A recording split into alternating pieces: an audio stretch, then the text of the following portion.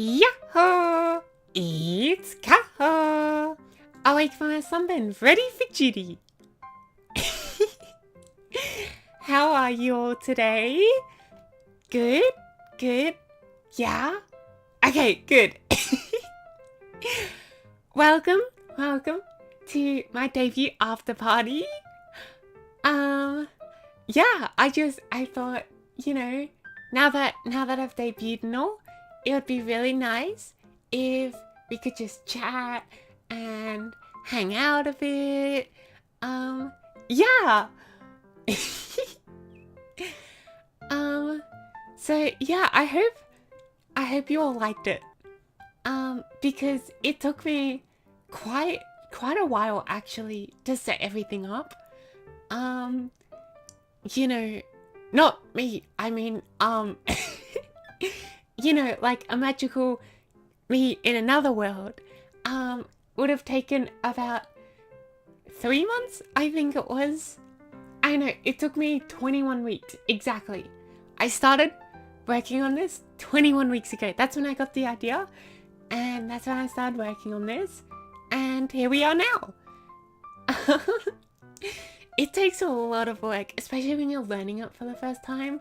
You gotta learn it, and then try it, and then fail, and then try it again, and then eventually succeed, and just repeat that cycle over and over and over again. It's a lot of work.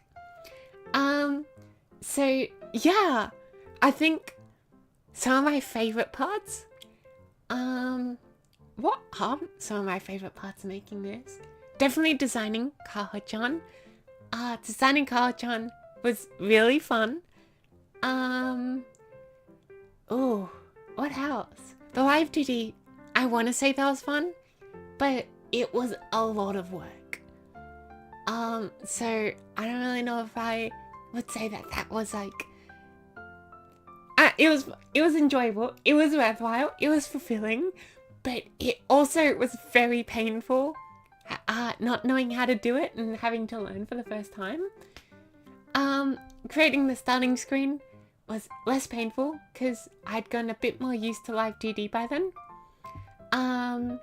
But it so you know how, I think so at least. Premiere Pro is really infamous for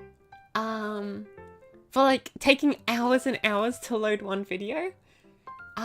Even days. Well, live 2D isn't any better. For that, I think it's 3.5 minutes, the starting screen, and it does just loop. But to get the random eye blinks and tail wags, I made it about 3.5 minutes long. And it took, I think, 4 hours to load, to process the video and convert it into a video. I think that's insane. And then, I actually messed up the first time. Yeah, I messed it up the first time. And so I had to fix it. And then wait another 4 hours for it to load. You won't believe how damn difficult these past 3 months have been. I have kept my mouth zipped. And it was hard because I know, I just want to tell people, I want to be look at this cool character I designed, look at this cool live 2D I did, but I couldn't. And so I had to stay quiet about it, and that was hard. But I had a lot of fun making this background. Granted, it took me about 15 minutes. It didn't take long, but I like it. I don't know, it's a bit bare bones. I don't really have the know-how nor the time to create a really cool one. I'm not good at graphic design. I may be able to draw with the pen, but not with vector lines and all of that. Nuh-uh. So yeah, this background, you know, I was like, because a lot of other VTubers have like really cool backgrounds, and I was like, oh, how, like, what background should I do?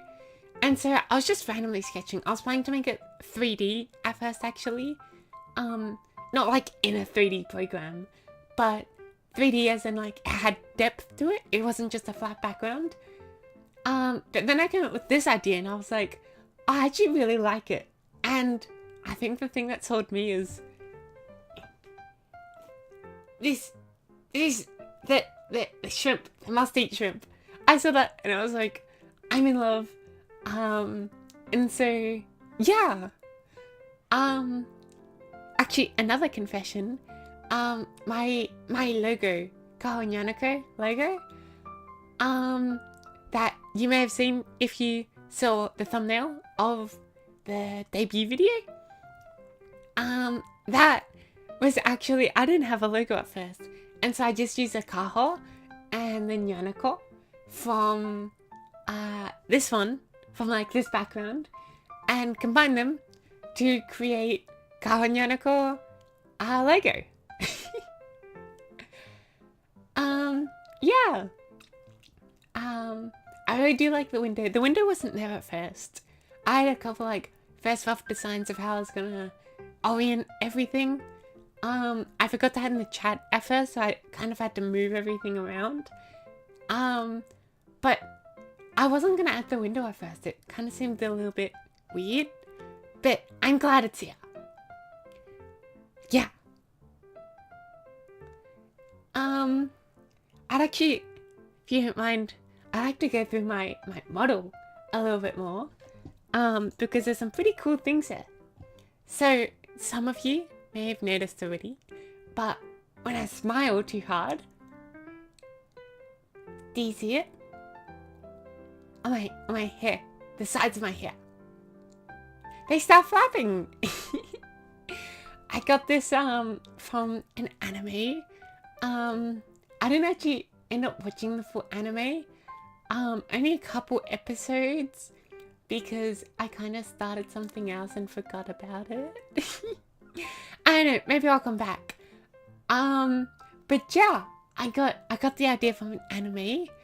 And I was like, oh, that's really cool how they like represent their happiness through, like, when they're happy, their hair starts flapping. And I was like, maybe I could do the same. One of the first things so I started off when I was designing Kaho and Yanako, and I may even later show you some of like the design briefs. What are they called? I don't actually know what they're called. I just call them the ABCD. You essentially draw like 4 different like ideas, and you label them ABCD. If you want an example, on my Twitter, if you go to my media and scroll down a bit, you'll find some. Well, one right now, but I'll probably add more later.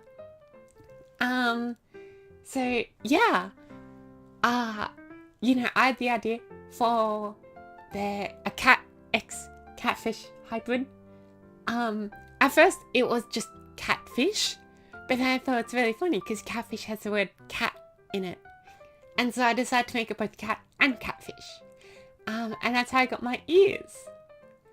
And yeah, I was thinking like, which I now realize catfish aren't known for this.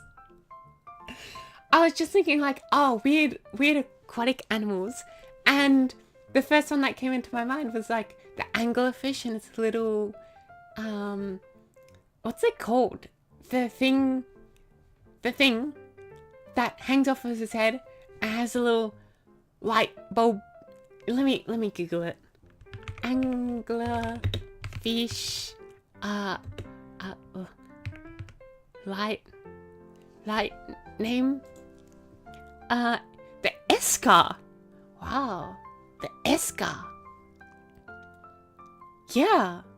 So I was like, it'd be really funny if I had an Escar. I just call it an Ahuga because on people it's called an Ahuga.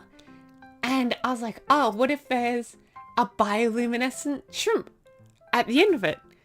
And I didn't end up making you guys bioluminescent because I thought that would kind of be not just really difficult to implement, but also kind of distracting a little if you guys were shining brighter than I was.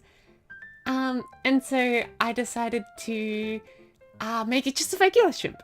So now there's a regular shrimple on my head, just swinging around up there. Yeah. There's also, some of you may have noticed, I did point out on my debut video, there are 2 other shrimps on my body. One on my shoulder and one on my tail. They're not permanent though. They can come off. You may have noticed in my character sheets, the one on my tail was gone because he doesn't have to be there. But if you do draw fan art, you know, there can be shrimp anywhere really. But if it's too close to my mouth, I will be eating them. So just watch out. Yeah, getting a live TD was very hard for my first time. I had a helping video, a nice tutor, not like a private tutor, just like a video tutor guy. Yeah. I paid for an online course, is what I'm trying to say. And they helped me do all this, do their amazing videos. It was very hard. I think there are still some mistakes and whatnot. But I like it. I like it for a first try, and I'm hoping to become better. And maybe, you know, if I ever want like a new outfit or whatnot, and I want to make it myself, I can do that. Yeah. Also, you'll notice, maybe, the charm on my neck, it is in a little cat shape. I thought that was cute. I was going to make it a bell, but then I thought, it'd be really cute if it were cat shaped.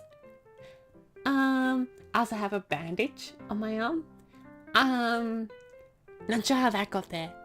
I didn't put it there. That was just always there, but I'm scared to take it off. Because what if it's just like an endless void in there? Like Kirby's stomach, you know, just endless shoulder void.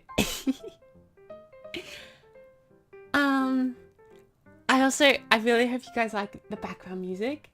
By, once again, Tom Feldman. I was listening to all of the songs, like I had access to, and I was like, this one is just so groovy, it's so catchy.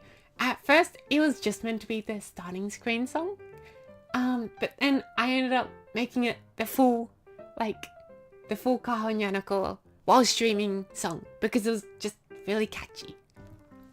I'm gonna have some water.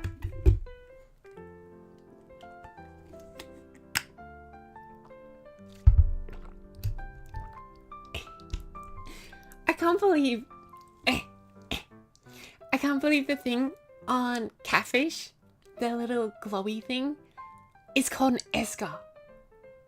That's insane. Also, do you guys, I did point it out a little bit, but I haven't made full acknowledgement to it. Do you guys like my accent?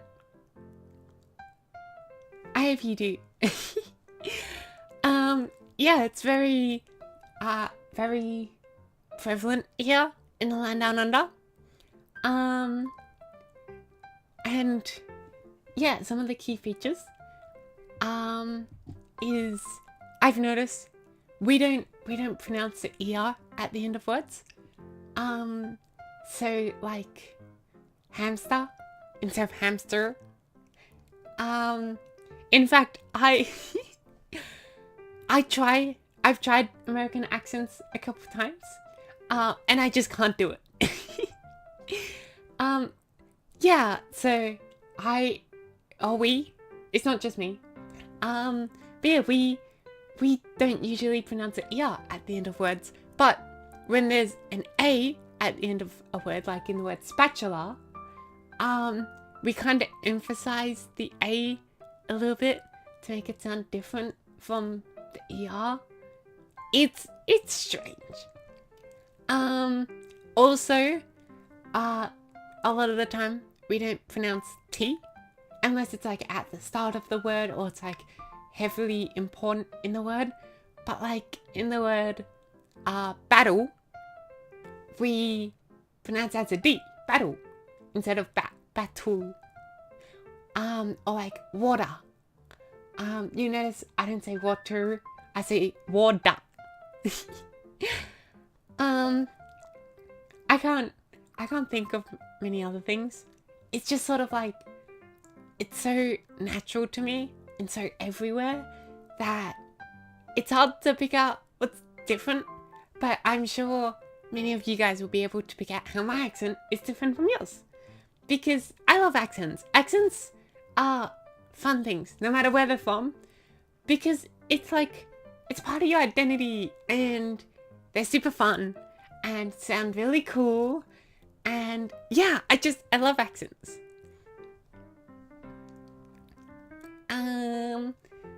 Yeah, also one thing which isn't really a part of the accent, but half is, I've been told this is also a problem in Britain, where many people also don't pronounce ER at the end of a word, because I don't have much practice with like pronouncing the ER, or sorry, the R in the ER, or many of the R's. So my R's sound like I've got, like, I can't pronounce them.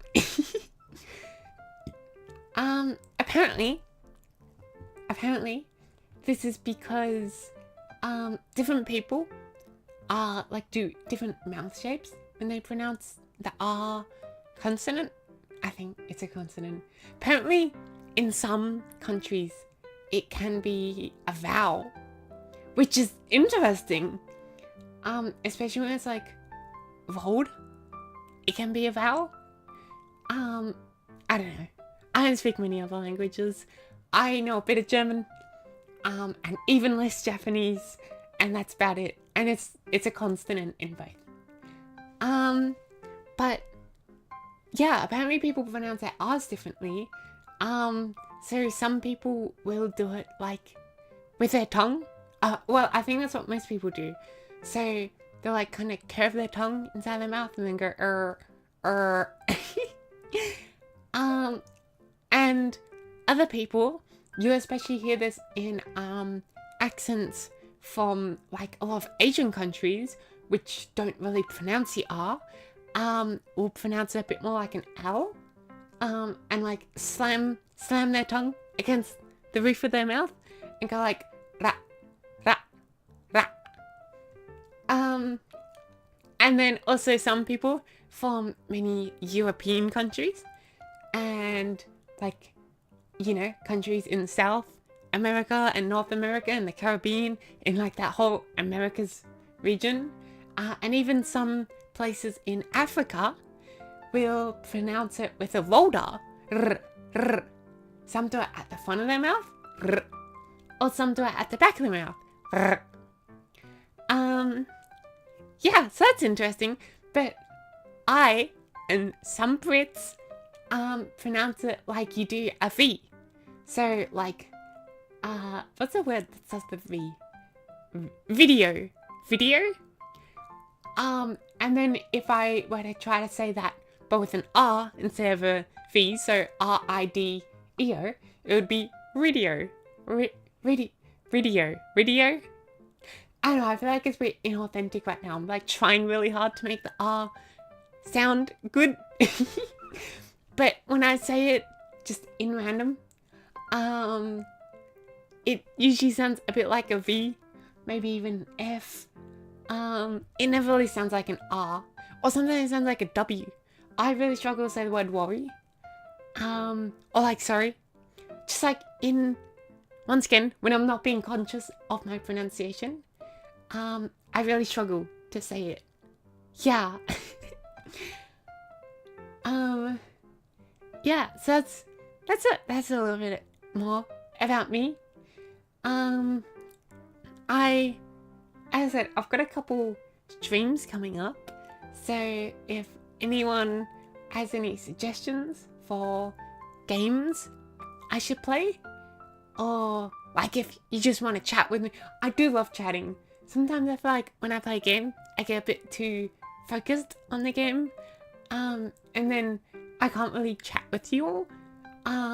Or if I'm trying to chat, then I can't focus on the game. But because the game is... Oh, what's happening to my voice?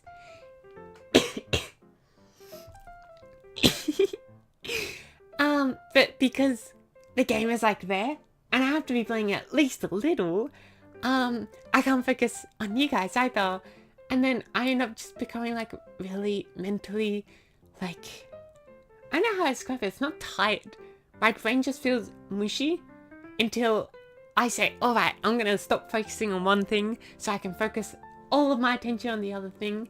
And then my brain becomes less mushy. Yeah.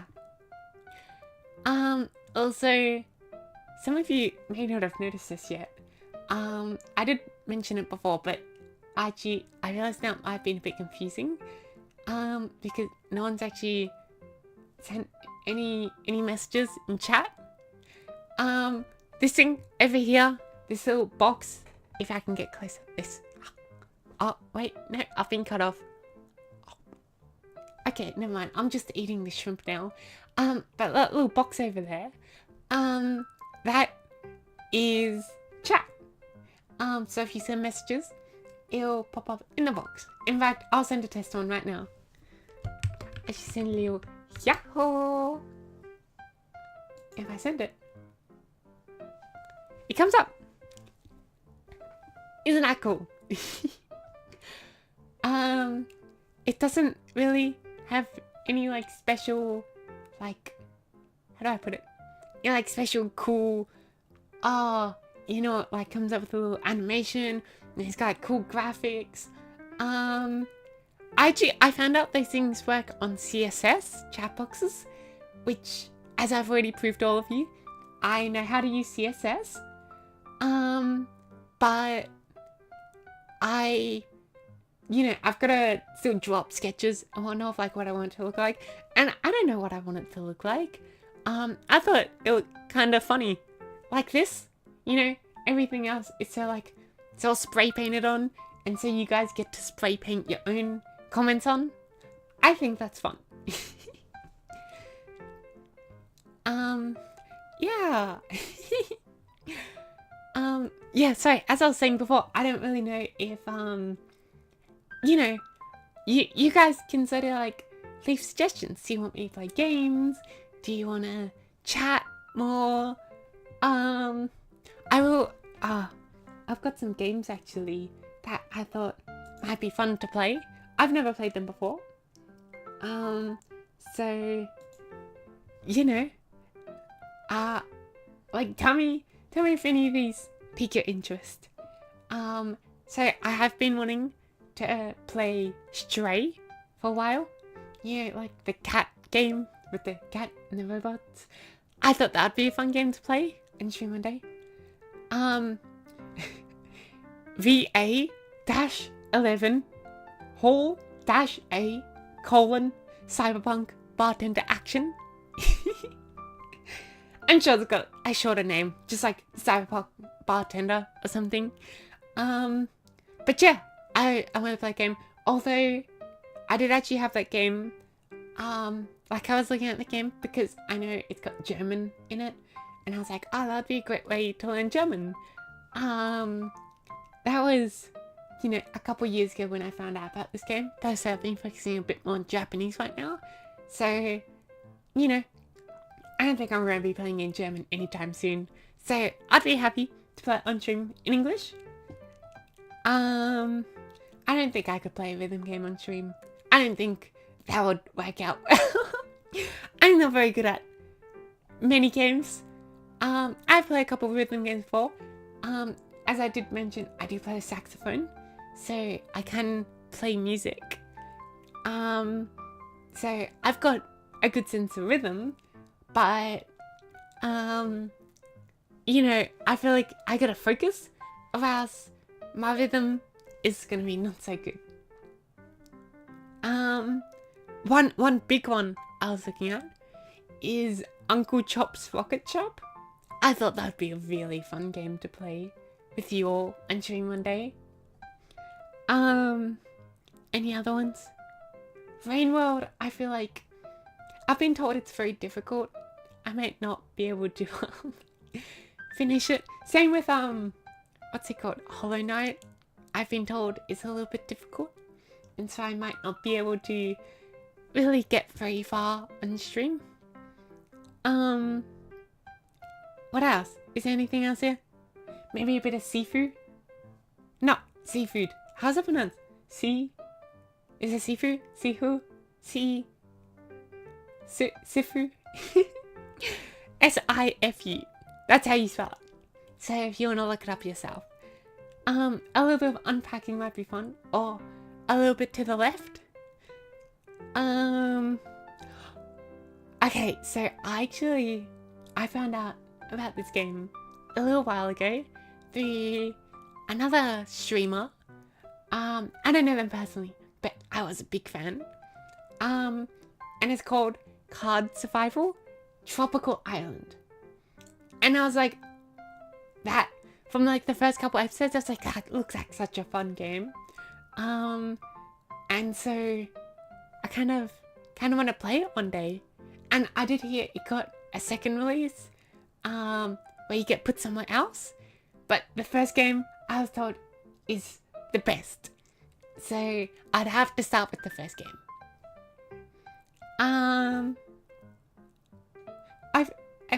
I've seen One Step from Eden before. I don't really know what it is. Is it rhythm?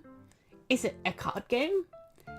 I know you're on like a, what is it, 3x6 grid or something. You get a 3x3 and they get a 3x3 or something, and you attack each other using special moves. But I don't know much outside of that. Manual Samuel would be a funny game to play. So I'm just going through a bunch of games I want to play one day. You know, mini motorways. That would be fun. Or Mini Metro. I have already played a little bit of Mini Metro. But I haven't played any of Mini Motorways. So that would be fun. Or even like Slime Rancher. You all remember Slime Rancher? Back in like 2018? Yeah. It was such like a popular game. And I'm sure it still is. But I haven't seen many people like talk or play it recently. I've heard Cult of the Lamb is a popular streaming game. So maybe. Oh my god. One game I want to play, if ever I get a friend on stream, is Keep Talking and Nobody Explodes. That's a game I've always wanted to play, but I've never had friends to play it with. So I want to play that game one day. Yeah. I'm gonna take a supporter.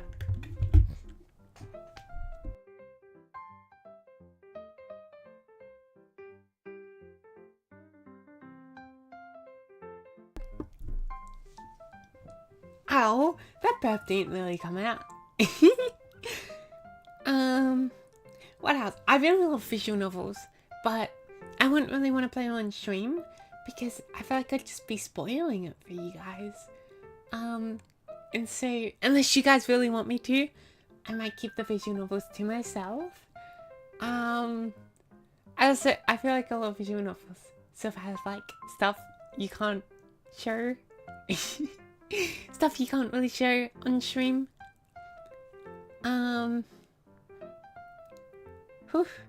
What else is there? I'm just looking through my list. Okay, so I've heard quite a little bit about this game. Not a lot, but I've heard quite a little bit about like the lore behind this game.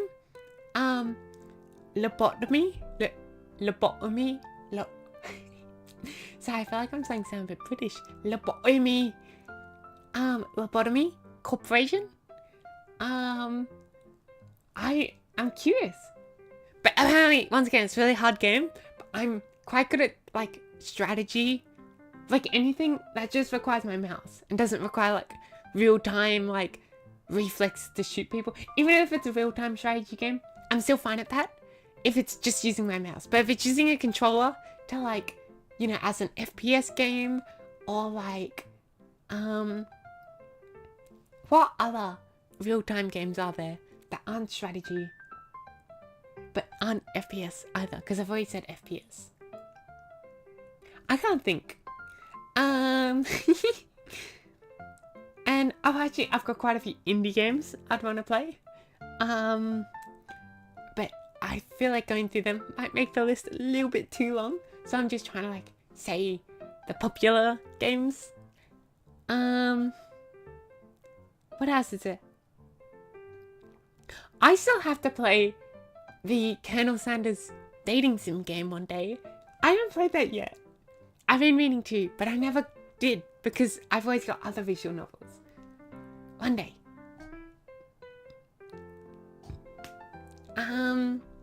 Maybe Expedition 33? I don't know, I feel like it's a bit of a long game, but a good game, you know? Anything else here? Monument Valley.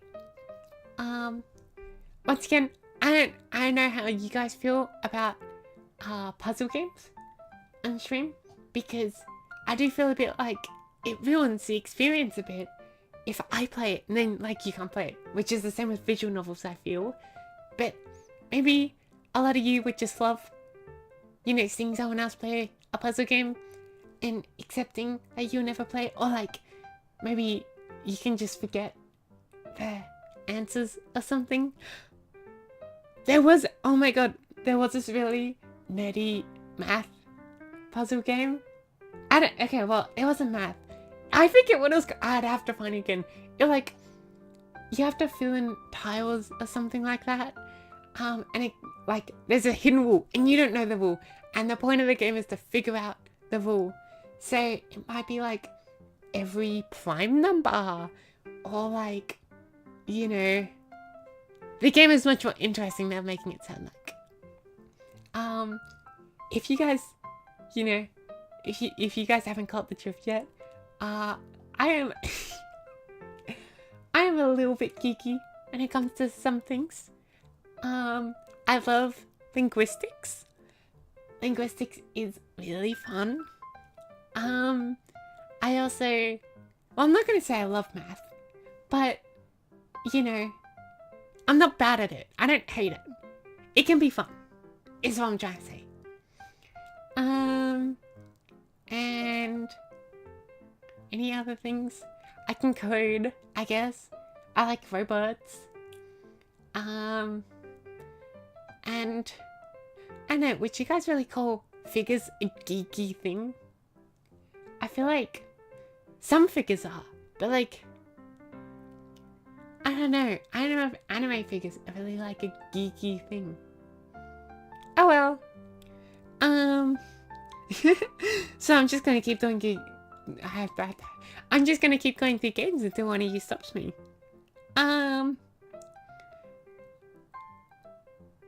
You know, I've gone to the bottom of the list. It's really just like, what can we call it? It's really just like what am I trying to say? It's a last pick. You know, okay, you know, like when in primary school, or maybe even some of you in high school. I should explain our schooling system. Okay, so here in the land down under, we've got 2 schools actually, because I know most places have 3 schools. Well, that is excluding preschool / kindergarten. Actually, I'll include that. So, yeah, from ages, I don't know what age it technically starts. I don't know if you can go there sooner. I think it might be age 4 only, or age 3 to 4. You go to kindergarten. It's called kindergarten here. No one calls it preschool. you go kindergarten. And that's where they teach you, like, you know, all of the, what am I trying to say? They teach you, like, just singing songs and painting and all that. It's basic kindergarten stuff. Yeah, right, because before kindergarten, you have to send your kids to daycare. If, like, you're not home. So yeah, I forget what age kindergarten starts. In fact, I can search it up. What age does kindergarten start in Australia? No, that's not. Okay, here we go. Children start kindergarten at age 3. Which means before that, you have to go to, whatchamacallit? You have to go to, I can't think of the, daycare. Yeah, before that, you have to go daycare. And yeah, so you start kindergarten, age 3, and then you go there when you're 4, and then you go to primary school, and primary school, it has 7 year levels, but you start in one that's not called a year level, it's called prep, and yeah, that's when you're 5, you go to prep, which is still in primary school. It's like kind of a year 0. And it's really got nothing special to it that's like, I know, special from year 1 or year 2 or year, I don't know. It just has a different name. It's called prep. Because I guess they're prepping you for primary school? I don't know. And then, yeah, from there, you go grade 1, and then grade 2, and then grade 3, and then grade 4, and then grade 5, and then grade 6, and then grade 7, you start high school. So I know for a lot of people, grade 6, 7, and 8, I believe, are middle school. But here we don't have that. Year 6 is still primary school. Year 7 is straight into high school. And high school has 6 year levels instead of the usual 3 that most places have, like 4 that most places have. Anyways, if you want to know what age they are, you take the year, like the number, so year 1, the number is 1, and then you add 5 to it, and that's the age most kids start the year at. But naturally, kids have birthdays throughout the year, and it's not like, you know, when you turn an age, you immediately go up into the next year level. You sort of like, how do I put it? When you it's like everywhere else, you know? You got the cutoff date, which here in Australia, it's actually, I don't know why, in everywhere else, school starts halfway through the year. That's really confusing. Like, you change year levels halfway through the year. Here in Australia, it's not exactly January, because you're still on holiday in January, but it's like kind of technically January. But yeah, because our summer holidays, if you didn't know, we're in the southern hemisphere.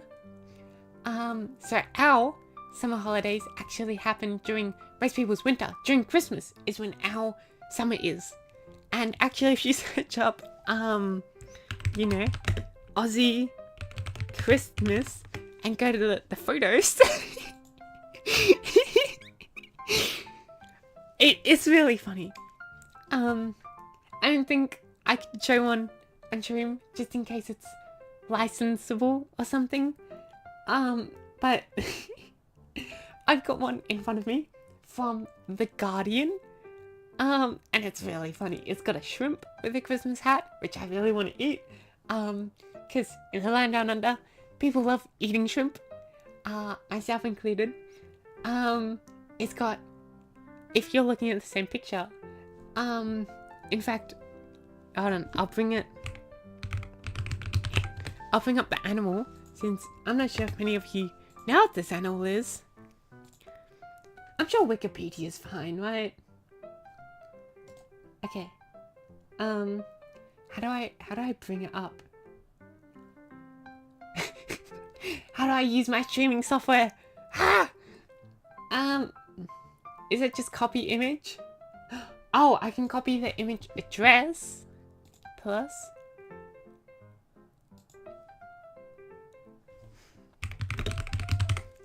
Okay, let's see if this works. Okay, that doesn't work. Delete. Delete. Yes.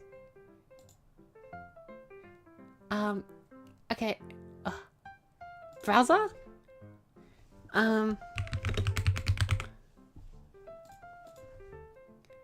Okay, perfect. It's gonna... Hell yeah! Hell yeah! Okay, so I'm gonna block chat for a second. So this is it. This is a bin chicken. I'm sure they have like a more official name. We call them bin chickens because they like rummaging in bins, I suppose.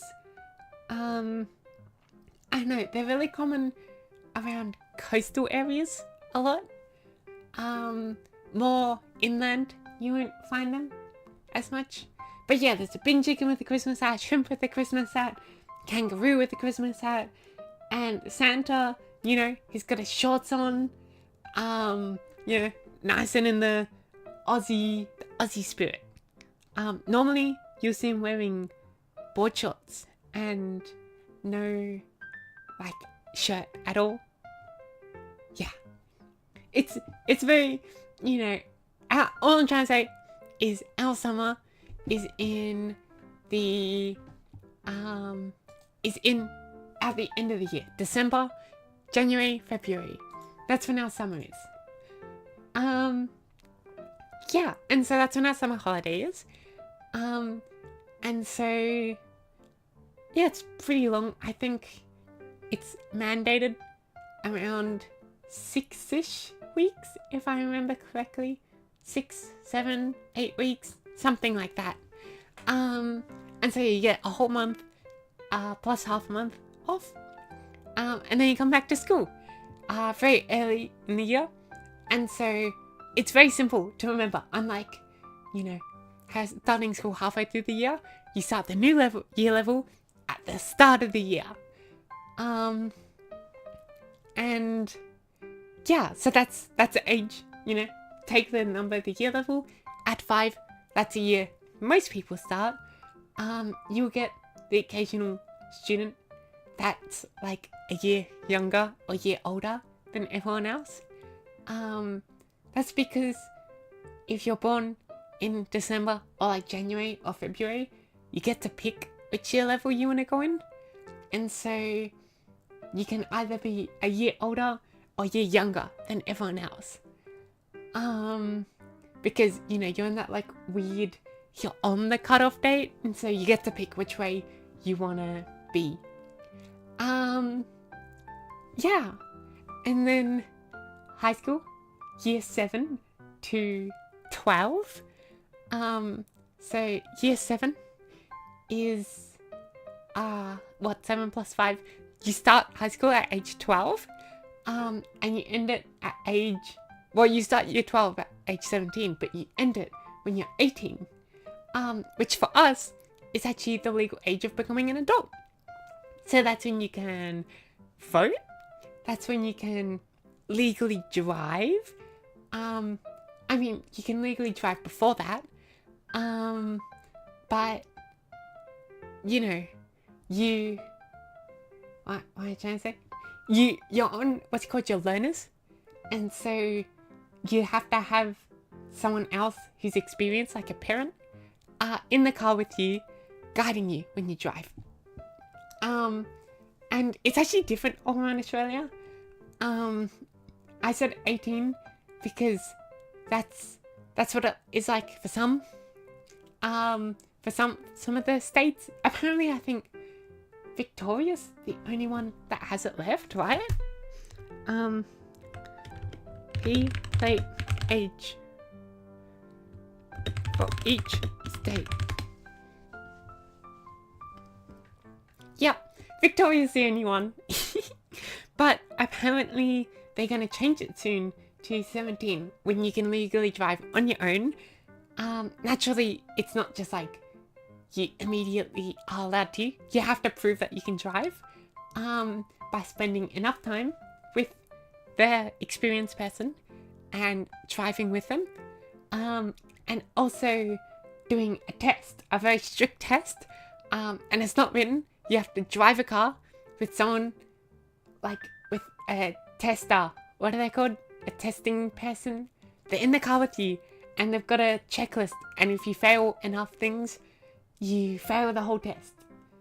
And so it's very strict. But also, most people here get their driver's license because public transport is okay if you live in the correct areas and the areas you're trying to get to are, also in the correct area.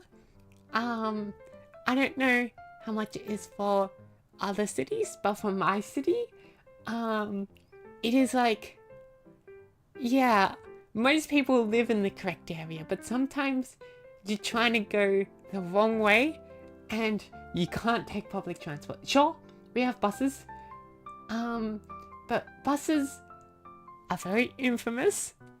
They come once every like half an hour, and then they're usually 10 minutes late, and then they're just horrible. They're there, and I appreciate that they're there, and they're trying, but they're not succeeding.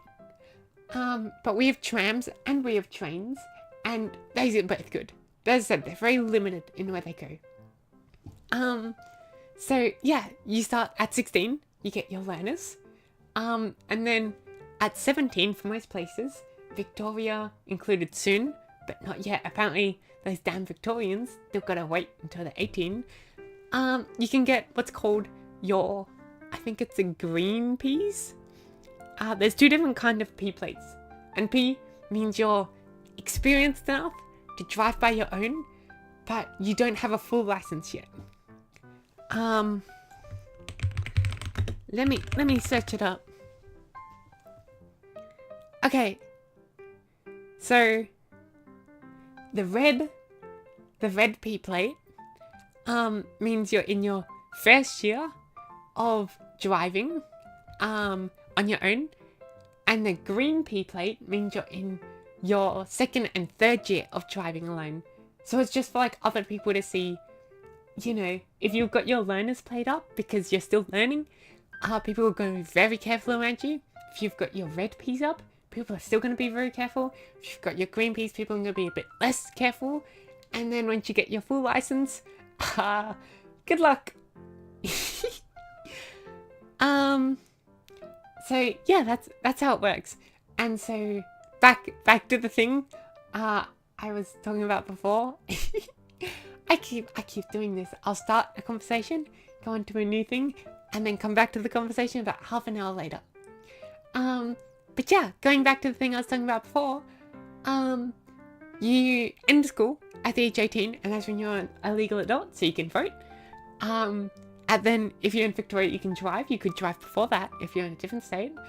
You can legally buy and drink alcohol, which I know is very different from a lot of the rest of the world. For you Americans, I know it's 18 years old. For anyone who's in Japan and listening, it's 20, right? America's 21, Japan is 20, and in a lot of Europe, is it 0 or is it 16? I can't remember. But here, just like, actually I'm not going to say just like in Europe, I don't know how it is in Europe. I believe most people drink earlier when they're in Europe. But yeah, Australia has a pretty big drinking culture. I don't like to drink too much myself, but many people will drink a lot, especially at social gatherings. It's very like expected you drink a lot. And like it is legal, and most people do it where you drink before the age of 18. So I don't know if this is it for all the states, but if, at least how I believe it, back when I was young, not to say I was actually drinking when I was young, I didn't. Surprisingly, I had my first drink on my 18th birthday. Because, I don't know, I never really felt it before then. But, yeah, if a, legal guardian gives you the drink and you're on private property, then I believe you're allowed to drink it. So yeah, that's nice. What else is there? So yeah, you finish high school, usually at the age of 18, and so there's a couple outliers, but usually you finish high school at the age of 18, and then you've got a few options. Naturally, you can go into university, you can start working straight away, or, let me search up if this is for everywhere.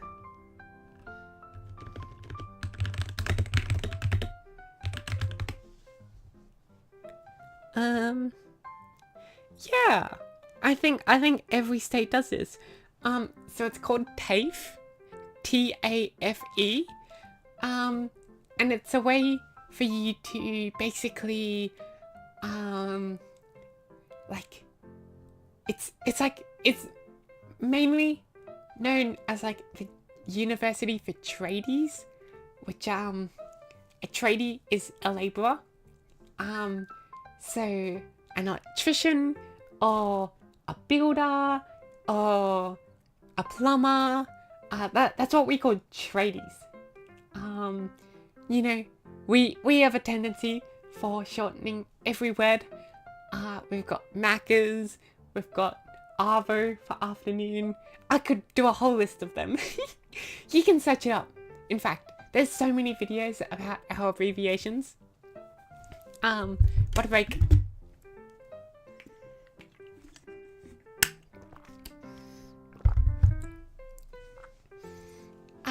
But yeah, so it's called TAFE.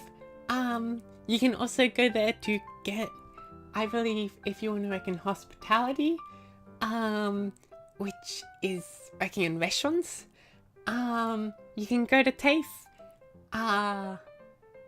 Anything else? If you want to work training animals, because I think a vet you have to go to uni, but if you want to train animals, you can go to TAFE, I believe. Yeah, it's very, very fun.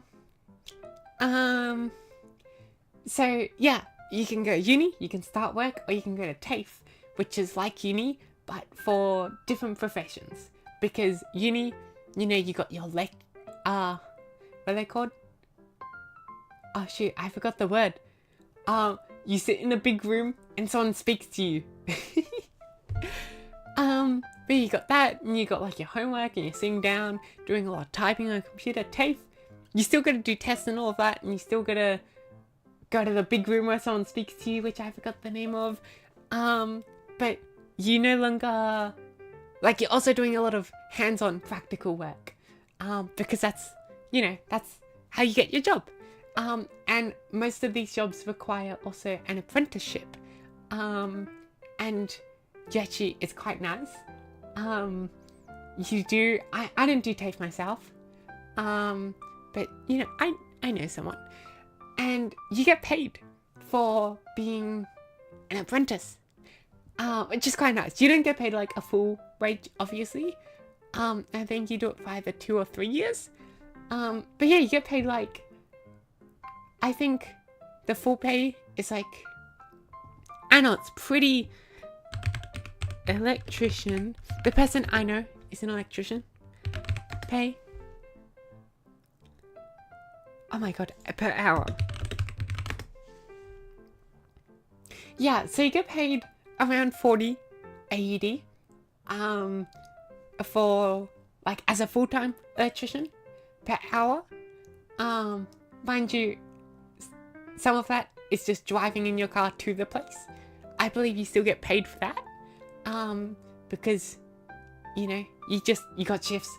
And when you're not doing like emergency calls, you're doing like a planned job, a scheduled job. But yeah, you get paid about 40, 80 an hour, which is in USD, I believe 25 USD roughly. And in euros, I couldn't tell you. I think it's almost 20, 80 to EUR.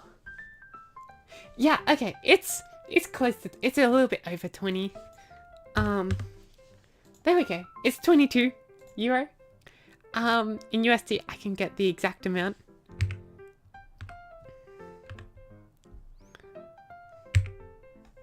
Okay, hold on.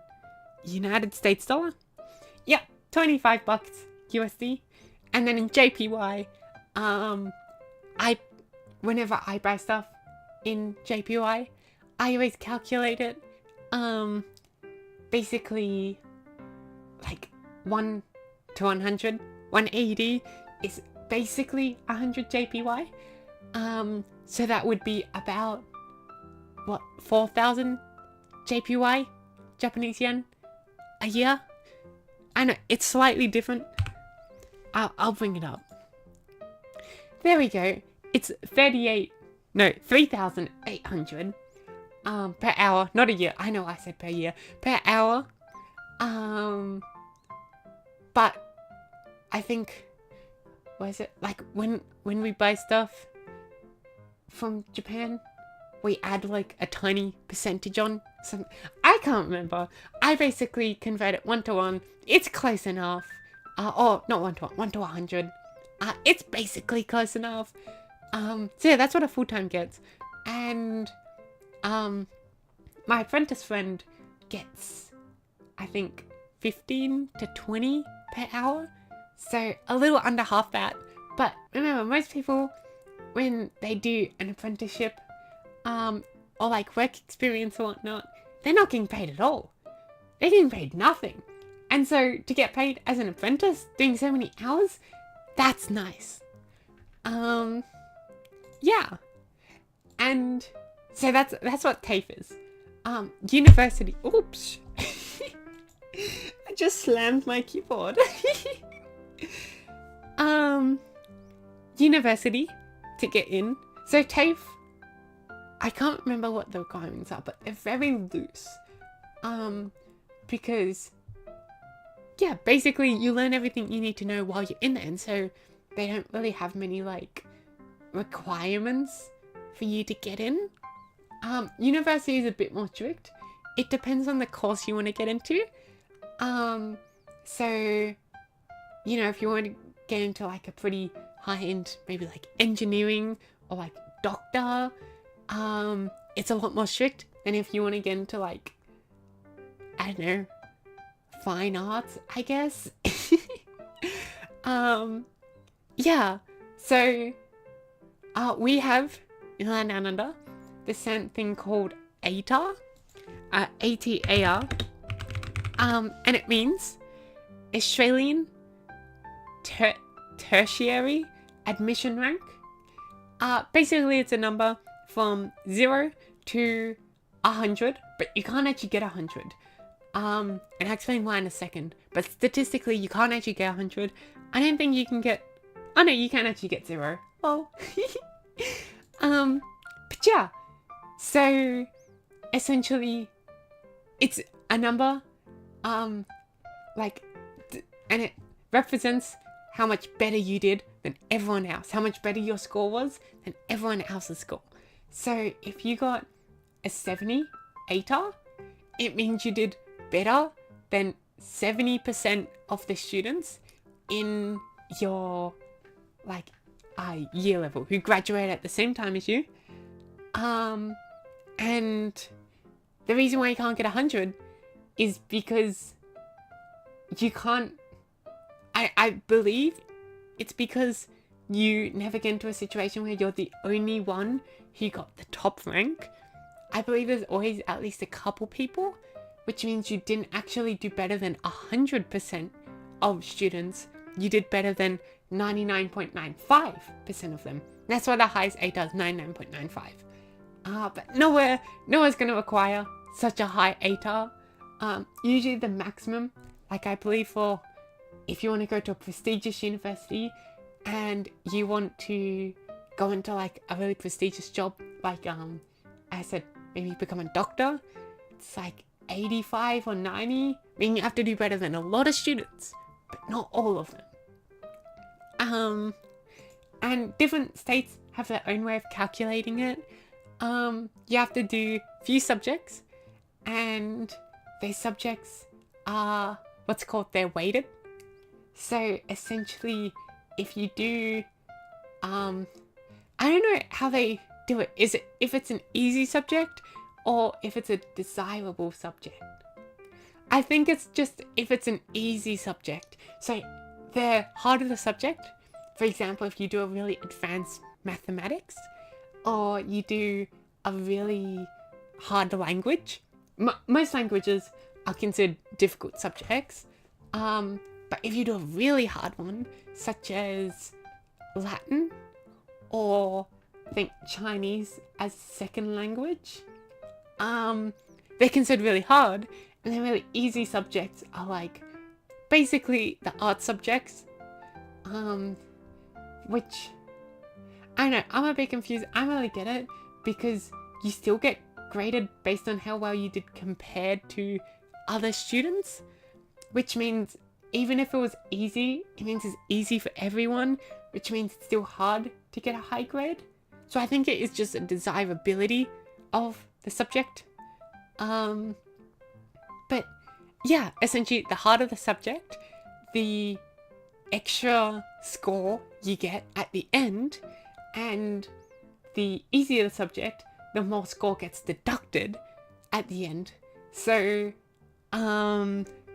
if you got like, I don't know, if you got like a 90 for the subjects, if you did better than 90% of the subjects, which I think, as I said, I think it's different terminology everywhere, like in each of the different states, because our states, we work very independently, each of the states. I think it is, what would I say? I think it is, like, yeah, if you do like 90, if you got like a theoretical 90, which might be, you know, different, said differently in different states. And this isn't for the ATAR. ATAR is a whole score. If you got 90 for the one subject, but that subject was, like an artsy subject, like it was, I don't know, it was music.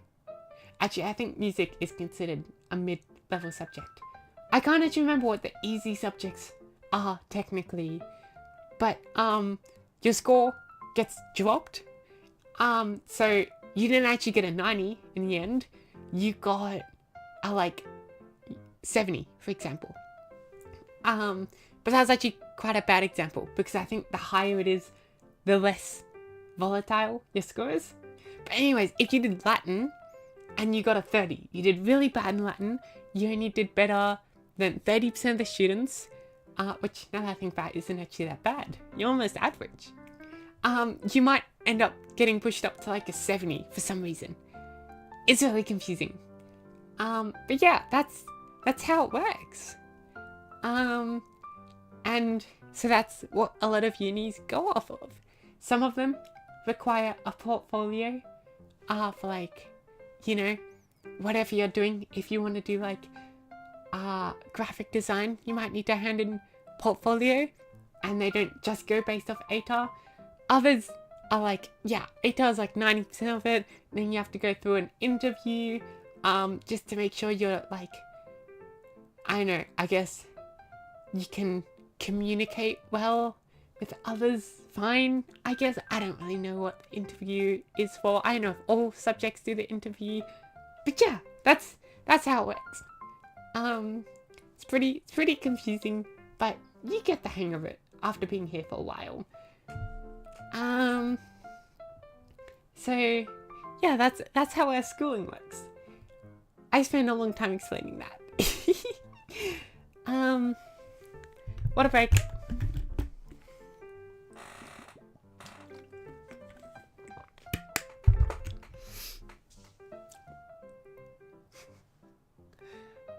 Yahoo! Yeah. So I feel like there's so much to explain about the land down under that many of you may not know. Apparently, one thing I found out that is really common here, but I guess isn't common in other places, is all of our streets have a name. So everything from like the major freeways, we call them freeways, not motorways, and freeways essentially. I forget what the difference between a street and a road is. But a freeway is really fast and there's no lights or anything. So you're just going really fast, no traffic lights stop you, and you have to merge in or merge out when you want to come in and come out. Highways, it's like a freeway, it's really fast, but you can get stopped by lights, traffic lights or whatnot. Once again, forgot what the difference between a street and a road is. They're technically different. I think maybe not in Australia. At least in a lot of places, the two terms are different. And then a court is a residential street, or I guess it could technically be industrial. It's a street that ends. So once you go into a street, they're also known as no through roads. You can't get out. You have to turn around. They've usually got a circle at the end of them, and you have to do a U-E, which is, I know, do people call them U-E's everywhere? A U-E is when you turn around. You're going one way, and then you turn like in a U shape, and you're going the other way now. You're going back where you came from. That's what a court is. And yeah, even like courts have names. It's insane. Every street has a name, which I guess it makes sense, for like postage and whatnot. I think it makes more sense than having streets without names, but apparently places have streets without names, which is both, it makes sense, but it's also really confusing. What else? Did I mention how nice our trams and trains are? I know, I'm sure they're like just as nice everywhere else in the world, but I like them. I like them when they work. But as I said, sometimes you're not going somewhere where they're going and you have to take buses or you have to drive yourself, and that's annoying. Yeah, we're a bit like Americans in the sense of like we have a lot of outback land, and so we love like our big cars. I don't love big cars. I like little cars. I'm more of a city person than an outback person, but it's not surprising, especially when you leave the cities, to see like four-wheelers just driving around. We have a lot of farms here as well, so they've kind of got an excuse. I feel like, I know people give Americans a lot of, what's the word? But people sort of like laugh at Americans for having these big cars and then driving around the city with them. But in Australia, it's a lot of outback, it's a lot of farmland. It makes sense why they would need big four-wheelers. Yeah. We also, we have some nice nature. I love native animals. Maybe we're not as good as New Zealand on that front, but still pretty good. And it's just quite nice. I don't know what else to say. It's just quite beautiful, quite nice. Yeah, and also, our big coastline, we've got a lot of beaches. We're really known for like surfing. And there's basically all of the roads, if you want to like take a long road trip, They go along the coast, which means the whole time you're driving, you can look outside and watch the water. Yeah, so that's fun because a lot of the time when you're driving a long trip, which means you're in the outback, it can just be basically desert or farmland. And so being able to see the coast is nice. What else is there? I'm gonna take a water break while I think of what else there is about the land down under.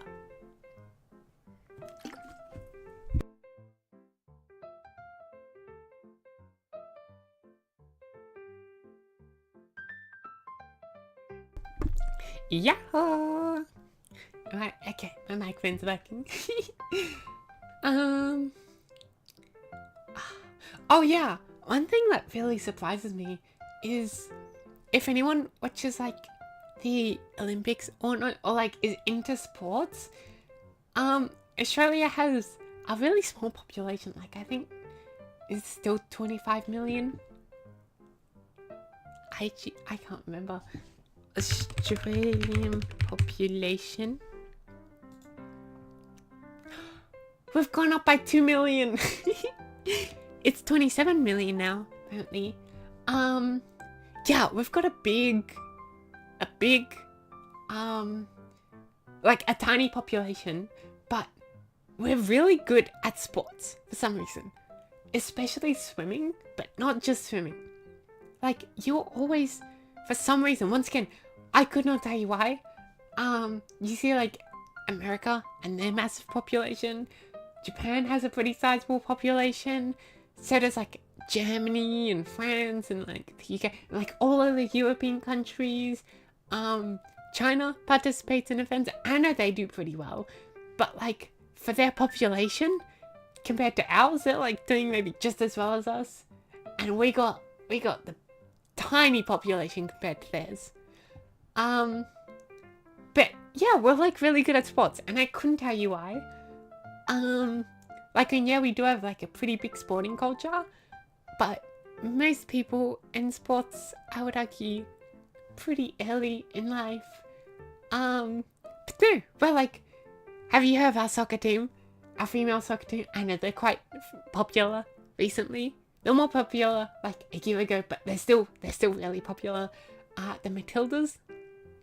I believe a Matilda is a piece of like, it was like originally a stream, but then it looped back on itself or something. And let me search up what a Matilda is.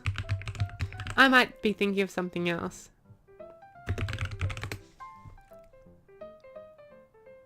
No, Matilda. Whoops.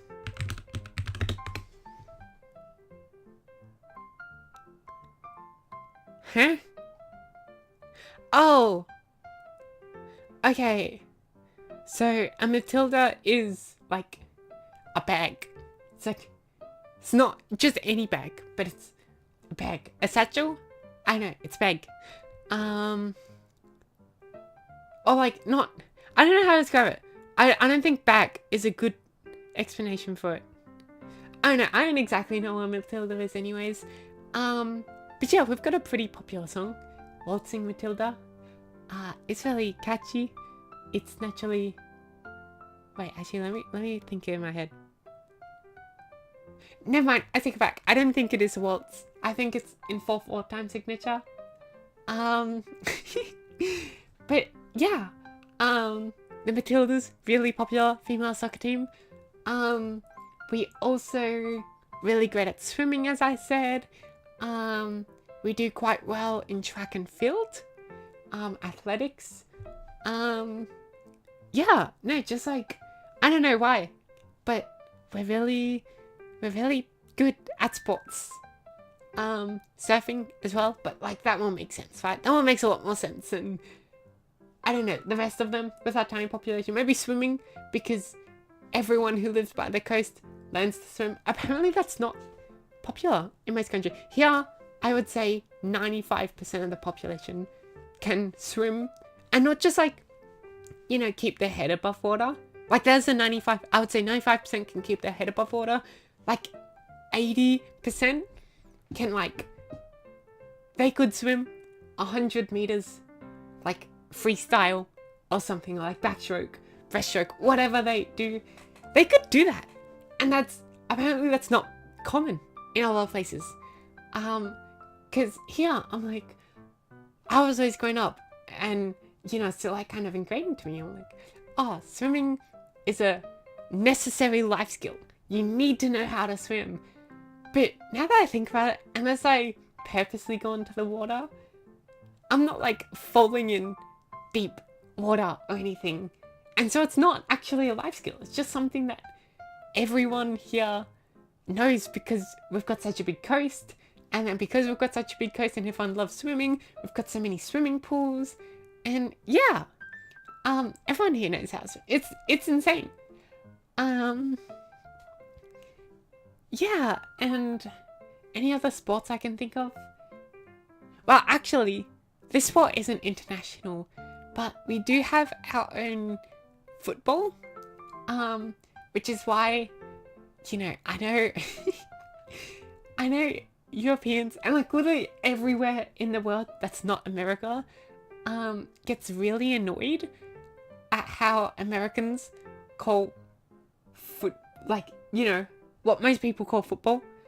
Americans call it soccer.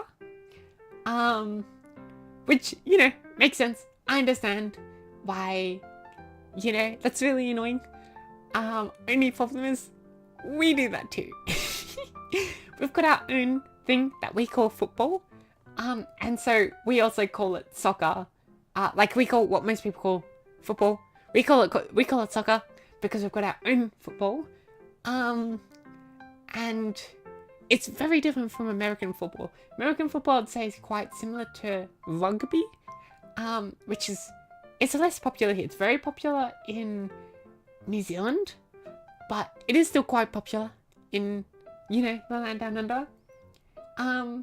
But yeah, our biggest sport, I would say, and maybe this, maybe it's less big in certain states. But at least in one very specific state, it's really popular. And that's known as the AFL, also known as the Australian Football League. And it's really interesting sport because it's not like many other sports. It's kind of like it. Like you can kind of see elements from other sports, but it's also like, it's very unique. So if you want to know more, just like search it up. Maybe even one day, if I ever get 3D, I'll teach you some moves. I never like played it outside of like in primary school. They get you to play it a bit. But still, I know my moves. So I'll try to explain it very briefly. But it won't have that much. You might not get the idea. So essentially, it's played on an oval. So I know like American football is played on like a rectangle shape. Ours is played on an oval, which is, let me see how long it is.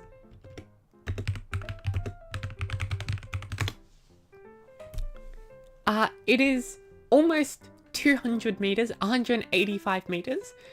Oh wait, no, okay, so it is between 135 meters and 185 meters in length, which is the one that really matters. The width doesn't really matter. But yeah, it's about 150 meters then, I would say, on average. Which in freedom units, 150 m to, what did you guys use? Miles, I guess? Oh, no, not miles. to feet. It's about 500 feet long. And at each end of the oval, there's a goalpost. And these goalposts consist of four sticks, like vertically put up. And the two middle ones, so they're spaced, I think, evenly. They might be slightly not evenly. I thought they were evenly. They're spaced basically evenly apart. And the two middle ones are taller than the two side ones, just to, you know, just to say that they're the special ones. And essentially, if you kick the ball, which isn't a spherical ball, it's very like, you know, a rugby ball or a American NFL ball, in that it's like got that, what's the shape technically called? It's like an oval almost sort of ball. Yeah. You know what? Let me just bring it up. Let me just this copy image dress. This this and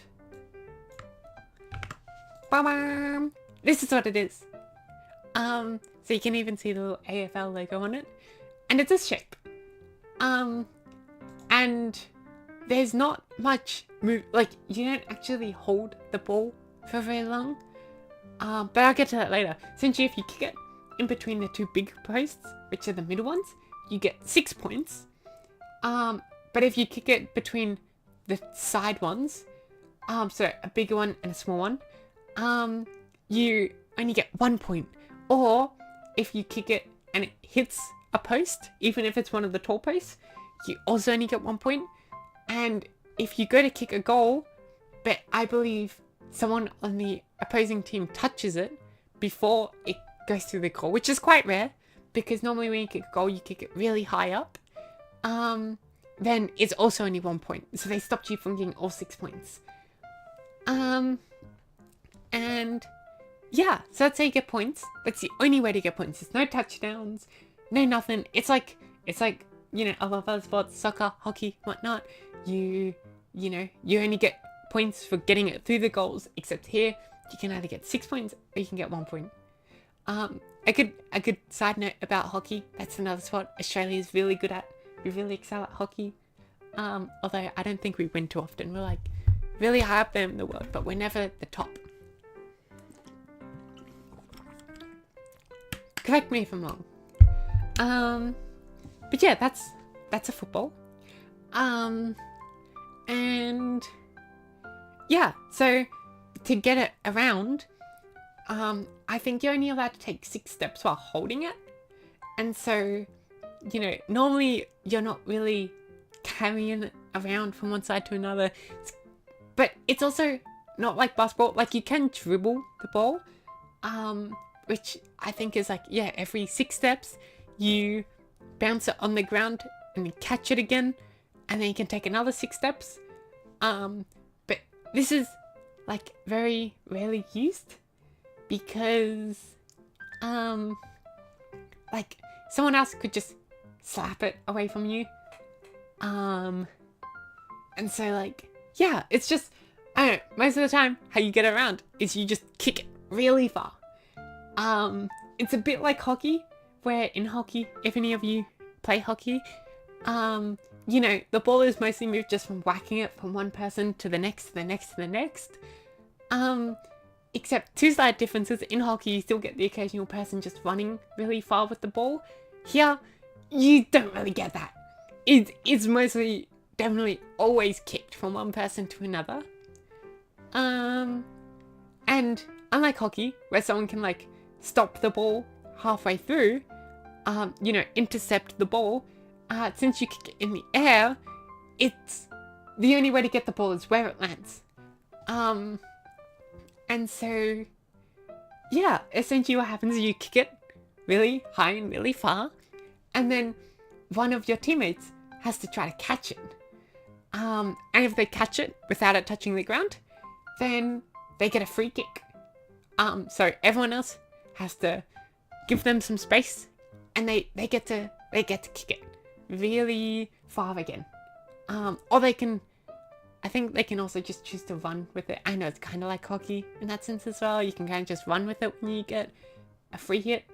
But yeah, no, when you get a free kick, most of the time you just kick it and then your teammate catches it, and then you kick it, and then your teammate catches it, and then you do that all the way to the opposite side of the field. And so you're probably thinking, well then how does the enemy team stop you? Because I don't know, I think maybe they're allowed to tackle you while you've got the ball. Maybe they're not allowed to. I think they might be allowed to. But anyways, the main way they stop you is they try to catch the ball before your teammate catches it. So when it's in the air, they'll run to where the ball's going to go, and then they both jump really high and like slam into each other. Usually it's very chaotic, and someone tries to catch it. Yeah, or they try to like whack it away so it hits the ground so the teammate doesn't get a free kick. And it's very chaotic. It leads to a lot of concussions and a lot of shoulder injuries.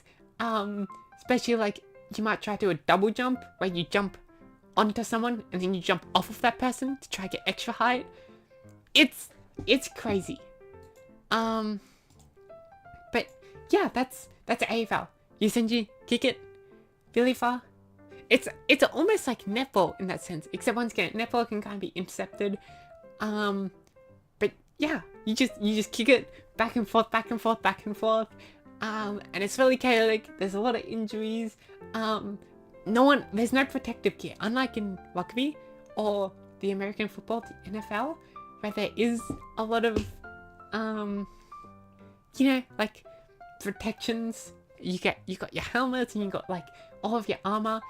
In AFL, all you have is a mouth guard and nothing else. So yeah, it's very dangerous. But you're not allowed to like, I don't know, just tackle people as brutally as you do in the NFL and rugby.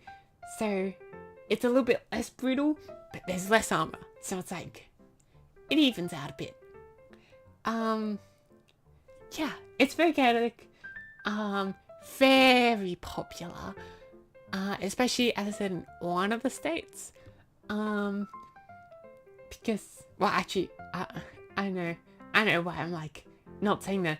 Anyways, because it used to be very popular in Victoria, which is how do I explain? It's above Tasmania, below New South Wales, next to South Australia.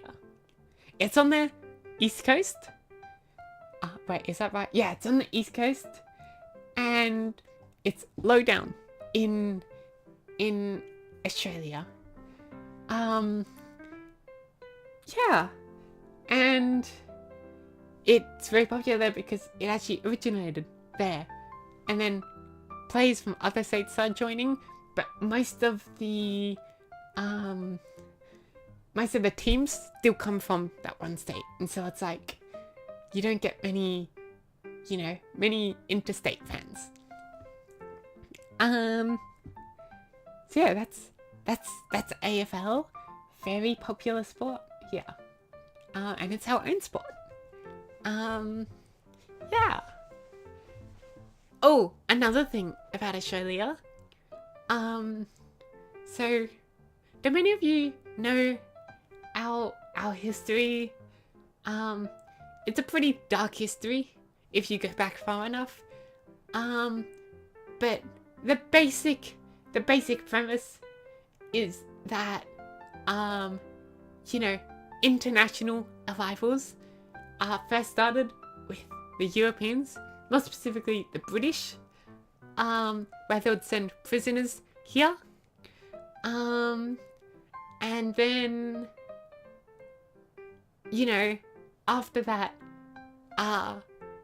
Australia started opening up a bit more, and it was just kind of like America, kind of like the USA, where the states were separate kind of countries at first, before unifying later. The land down under, very similar. And so, yeah, that's when the first international arrivals started. And then after that, there's a lot of people who come here from other countries, seeking a better life, or especially there's a lot of like people here fleeing from, you know, whatever it is, war, famine. And so the land down under is actually, well, not everywhere, but in quite a few places, especially the more urban you get, quite multicultural. You know, there's basically, like, how do I explain it? You walk down the street and you see like 20 different ethnicities, nationalities. Anyways, it's really cool. I said it was really also kind of controversial. When, like, you know, with all of it as well. And if you want me to get into more detail one day, I can. But yeah, that's one cool thing about Australia right now, is that it does, in a lot of places, it's very multicultural. And so you get to like eat so many amazing food and whatnot. Yeah, that's just a really nice part about, once again, some places in the land down under.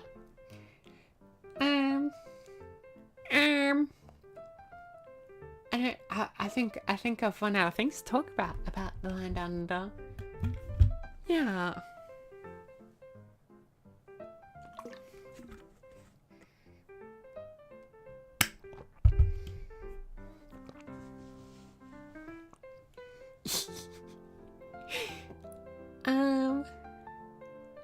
Oh man. What have I been watching recently? I hear you asking. Wow, what a great question. I've been watching recently My Dress Up Darling, and Ishinoko. Those are the shows I've been watching recently. Yeah.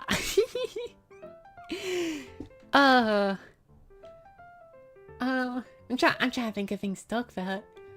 I could, there's like a lot of things I could talk about, like all day, like linguistic. Look, as I said, I was born yesterday. I will keep counting up the days. Maybe every stream, I remind you how old I am. Then you can like see how far I've come in just one day. But yeah, what am I trying to say? I love linguistics. It's a fun little hobby of mine, learning about linguistics. I love etymology, and yeah, so just like linguistics in general. And I know I get to have my fun. But I don't know much because I'm very young, technically. How much can you really learn in one day? Apparently, in an hour, I learned a whole language. So, 2, actually, maybe even 3 if you count CSS. I learned English, I learned HTML, and I learned CSS. So, maybe I'm just amazing.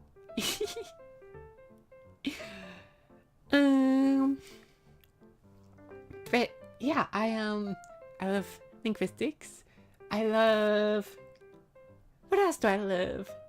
I love characters, and I love character design, and yeah, I love all that. Because I hope to create my own character design. My own character designs plural. Yeah, that's fun. I really love art. I really love anime figures. I really love 3D. Just I love 3D things. I'm not very good at like, how do I put it? Physical art. Oh god, this is gonna sound so like, how do I put it? So young of me.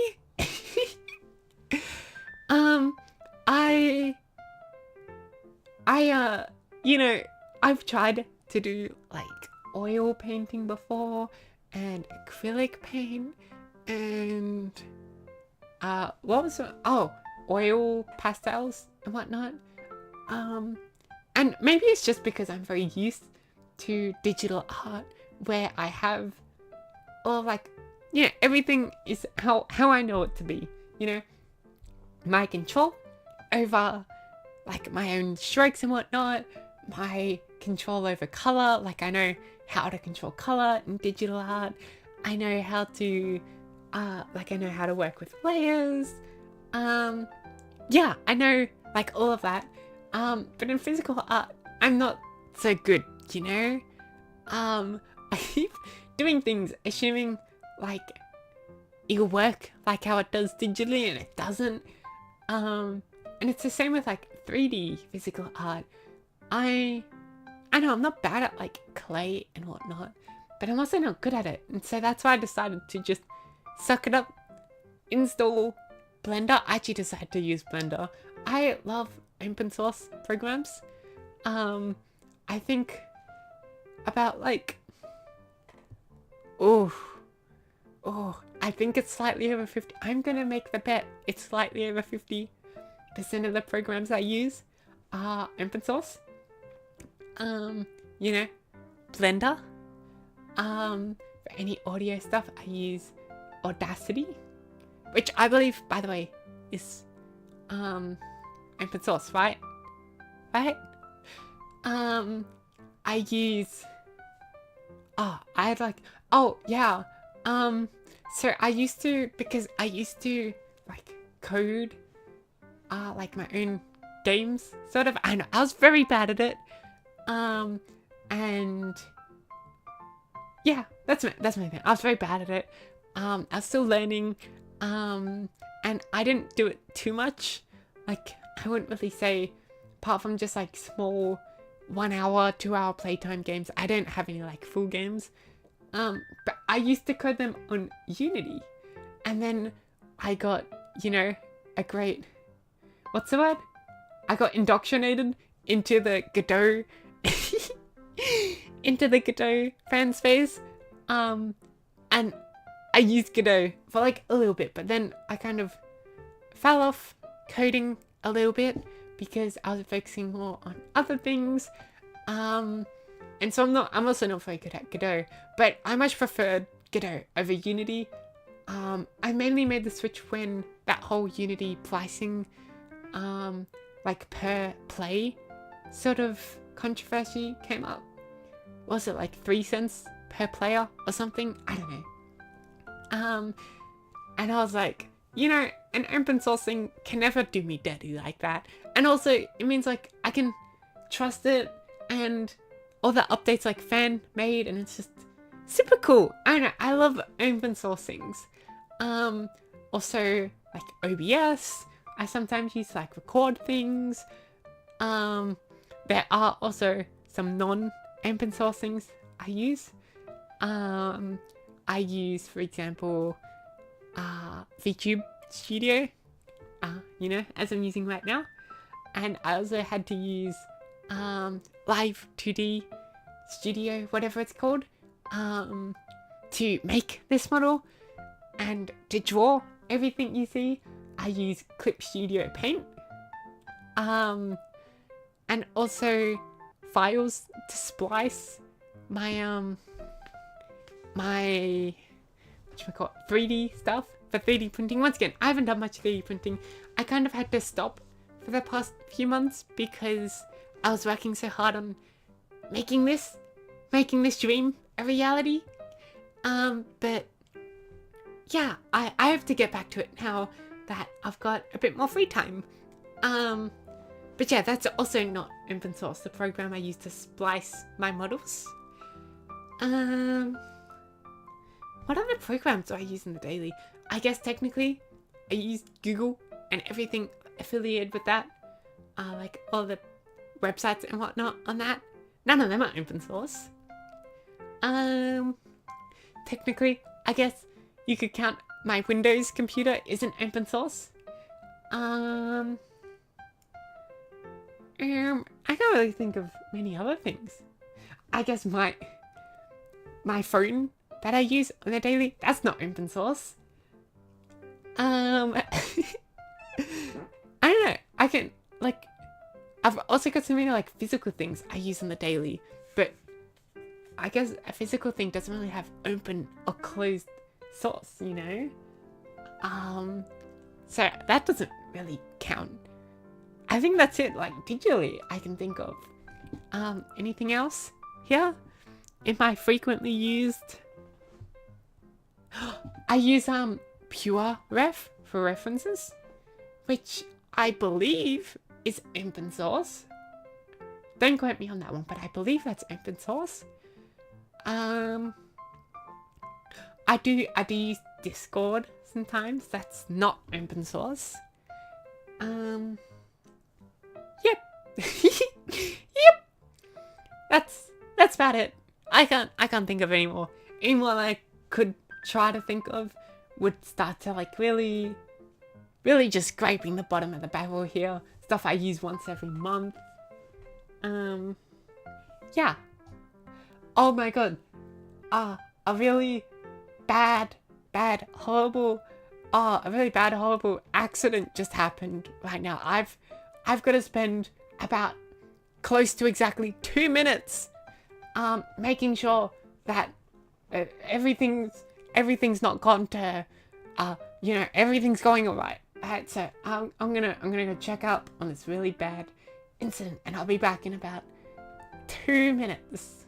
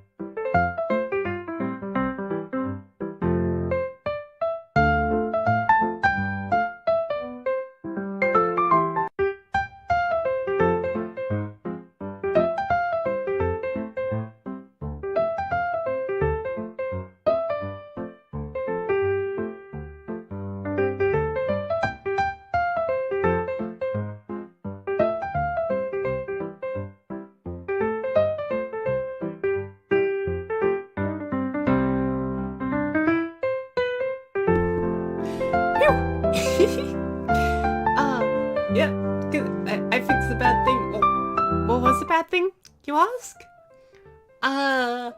Aliens were trying to abduct my dog. That's what the bad thing was. Yep. I'm totally gonna do this every time, aren't I? I'm gonna create a new reason, a new bad thing that happens every time. I've gotta go to fix a new bad thing, to fix a new problem. Yeah. Did I mention I have a dog? I have a dog. It's very cute. It's fluffy. Yeah. Very fluffy.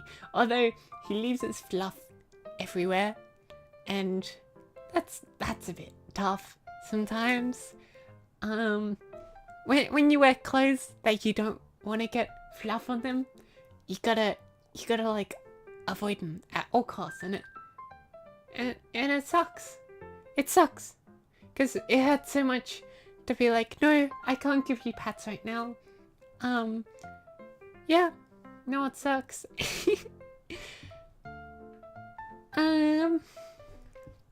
So I've got a bunch of tabs open on my computer.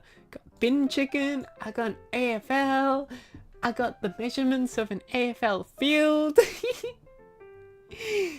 I wonder if I showed you everything in the debut that like I've prepared. Yes.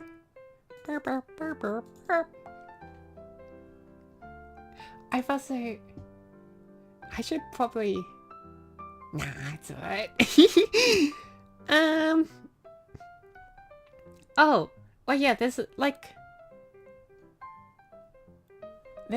little bit of art I haven't showed you guys on stream, which is on my Twitter and my Pixiv, and I guess technically my Instagram.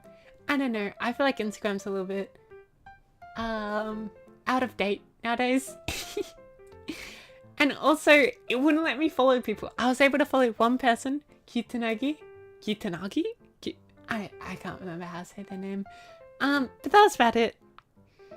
I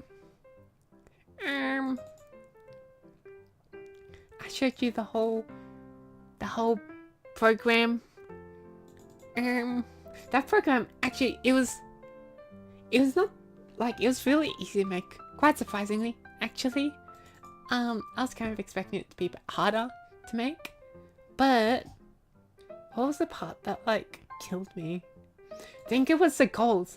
Yeah, the goals, especially at the end, having to color code them all and, like, put them, because at first it was just a spreadsheet, had the goals, and I was like, because at first I was thinking of, like, I always had the original idea of numbering them based off, like, how long they would take, sort of like a chronological ordering. But then sometimes I'll think, like, oh, maybe I should group them instead by, like, still, like, have them ordered, but instead of ordering them perfectly how I think they're gonna go chronologically, order them a bit more, like, change the order a bit so that they're grouped a bit better.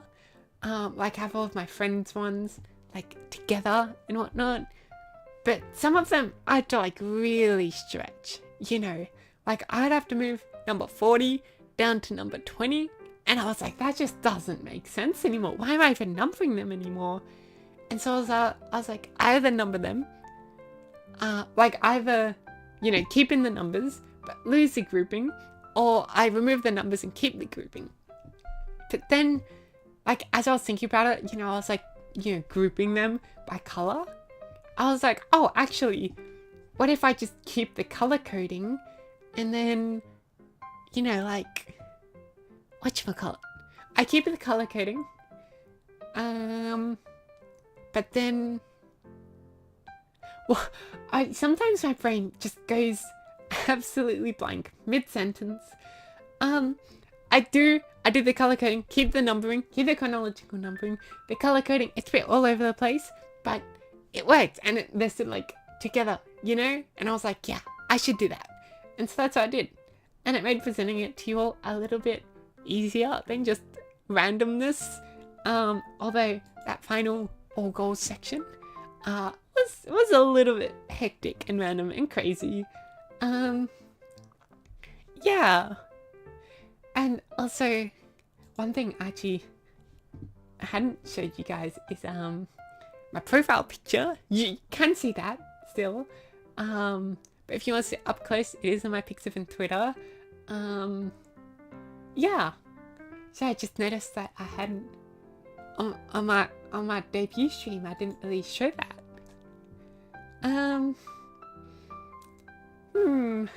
Oh, when I bite my lips, so I've got like, sometimes my lips get very dry, especially when I wake up, because I normally do these streams after I wake up. There'll be like little pieces of skin on them, because, you know, even if I put on lip balm before going to bed, which sometimes I forget still, but, you know, sometimes I don't forget, and I'll put it on, but they'll still be super dry in the morning. And, you know, it is winter right now. I've heard it gets worse in winter, which I think it does for me. I've just never, like, personally made the connection, but I think it does for me as well get worse in winter.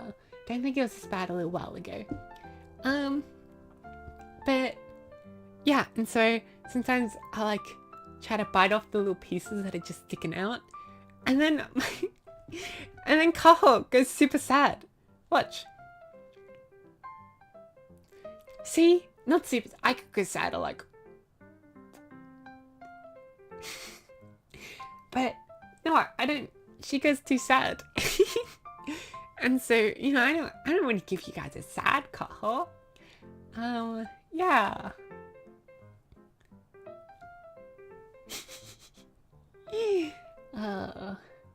Do you like a little cat I drew down here? I don't know if my eyes are looking at it.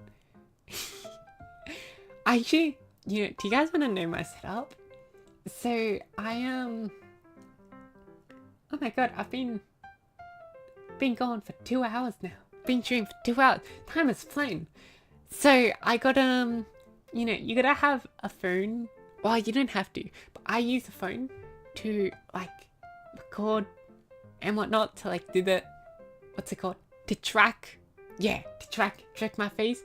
So it's a pretty, I don't have a big desk. So let me actually, hold on, let me draw it for you all.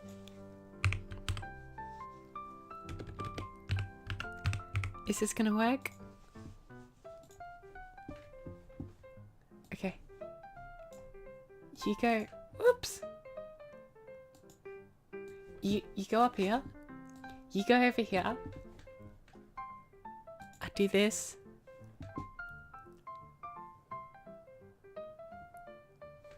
Okay, I think that's fine.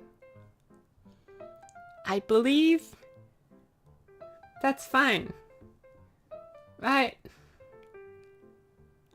Okay, cool.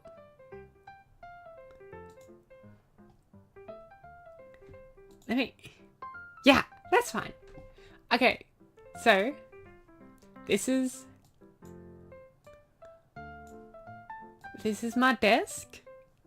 I got like my mouse stuff, all of like, I got my mouse over here, and then I got my drawing tablet over here, and I actually have one of my screens on my drawing tablet. If you see me look down, that's because I'm looking at my drawing tablet. If I look up, that's because I'm looking at my monitor, and my monitor is right here, and then my phone is in between them. And then I've actually drawn this very badly. I do have enough space for my keyboard in front of my drawing monitor. I haven't drawn it here. And then yeah, I've got some like extra space here. I keep like, you know, a mug. Well, there's right now just an empty coaster, but there's normally a mug there when I'm drinking like tea or something. Or like my water bottle. Yeah. And so I can draw and have my references up here. I didn't used to have a second monitor, but when I bought my computer, I got a monitor for free. And so, yeah, I was just using my drawing tablet for a while. But yeah, when I bought my computer, I got the monitor. And so I now use that for references. I've noticed, I've heard artists talk about like color correcting their, whatchamacallit, their drawing tablets and whatnot. I don't know, I feel like mine is fine. But one thing is, my monitor up top is slightly different colors to my drawing tablet. But I can just say that's like an advantage, because it means I can see if it looks good on this, then I can move it to my monitor up top and see if it looks good up there, and then I can move it to like my phone, see if it looks good on another device. So yeah, that's like the best color correcting, right? Yeah. Okay. Let me go back to Here we go. Do not save. Yeah. There we go. So I got my program up right now. It did generate, I can't remember how long exactly it took me. It was pretty quick. It is pretty, as I said, bare bones. Doesn't have that much styling in it. As I said, I don't do graphic design. So I don't really know how to style like graphic things, how to style like UI and whatnot, user interface. All I can do is draw an image and like do composition, but I can't really do graphic stuff. I don't know, I feel like they seem very similar, but to me, one doesn't translate very well into the other. And that's why my logo was just hand-drawn. And it doesn't look that great because I don't know how to make it look great. And also, it was just sort of a quick botch job. Yeah.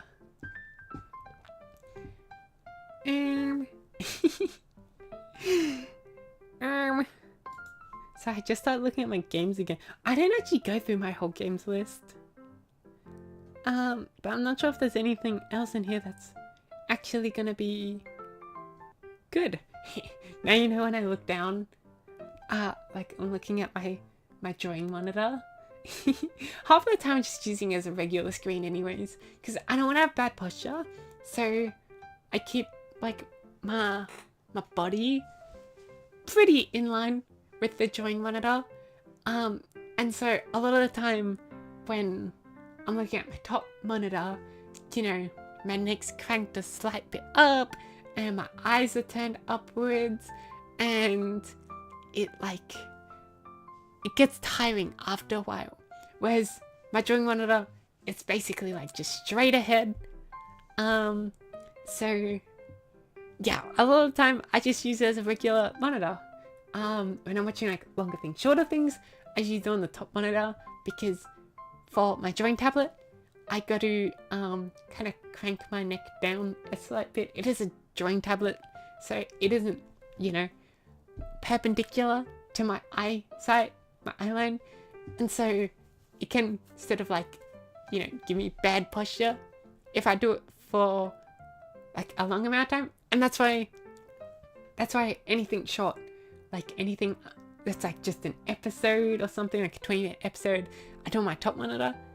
If not, if it's like a movie, well, actually, I know why I'm watching a movie. In like on my computer, I've got a TV, and I can actually hook stuff up. There's a box connected to my TV. I don't have a smart TV, and it's not my room. It's in the living room, but there's a TV there, and I've got a box hooked into the TV using, is it HDMI? I think. Or is it what's a really old one? Well, it's not that old. Maybe I'm a bit out of the times. It's red, white, and yellow. 3 separate ones. Audio ones. Video on ones. I can't remember what the last one is. But yeah, I can't remember if it's HDMI or that. But yeah, you can hook stuff up to the box, and then the box will play it to the TV. And yeah, if I'm watching a movie, I don't know why I'm watching it on my PC. But if it's like something that's like maybe a few episodes of a show, then that's when I'm like, all right, the first episode I watch on the top one, and then I get tired, and so I look down to my drawing tablet. Anyways, I made it to the bottom of my list. There's nothing really here. I could look on itch.io, but my list on itch isn't as big as the list just on my notes of games I want to play. Maybe I could play Final Fantasy. That wasn't there. I didn't say that, but maybe I could play Final Fantasy one day.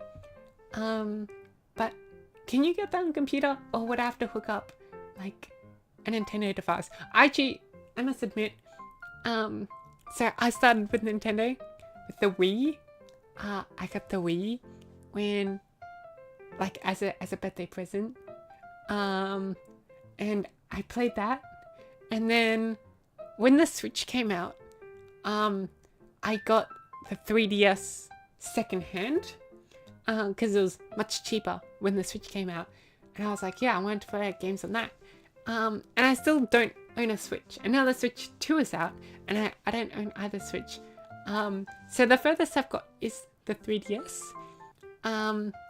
But, you know, not that I would ever do it if, you know, anyone from Nintendo is watching. But I did hear you can do like what's it called, ROM hack or something. You can get games, like old games from the NES and the DS and whatnot, and play them on the 3DS. So I might be able to play Final Fantasy if it is like, but only the older games, not like any new games that are released only on the Switch. Oh, actually, I can check the games I have right now. I would say, oh, I can play Kindergarten and stream.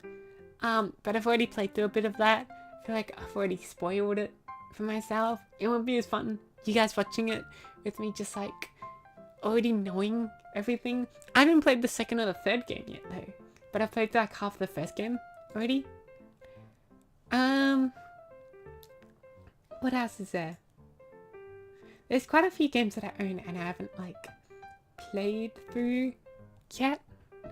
I've got quite a few like roguelike games as well.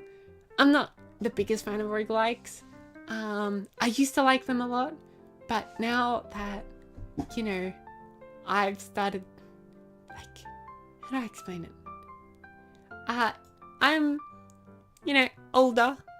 I got more responsibilities.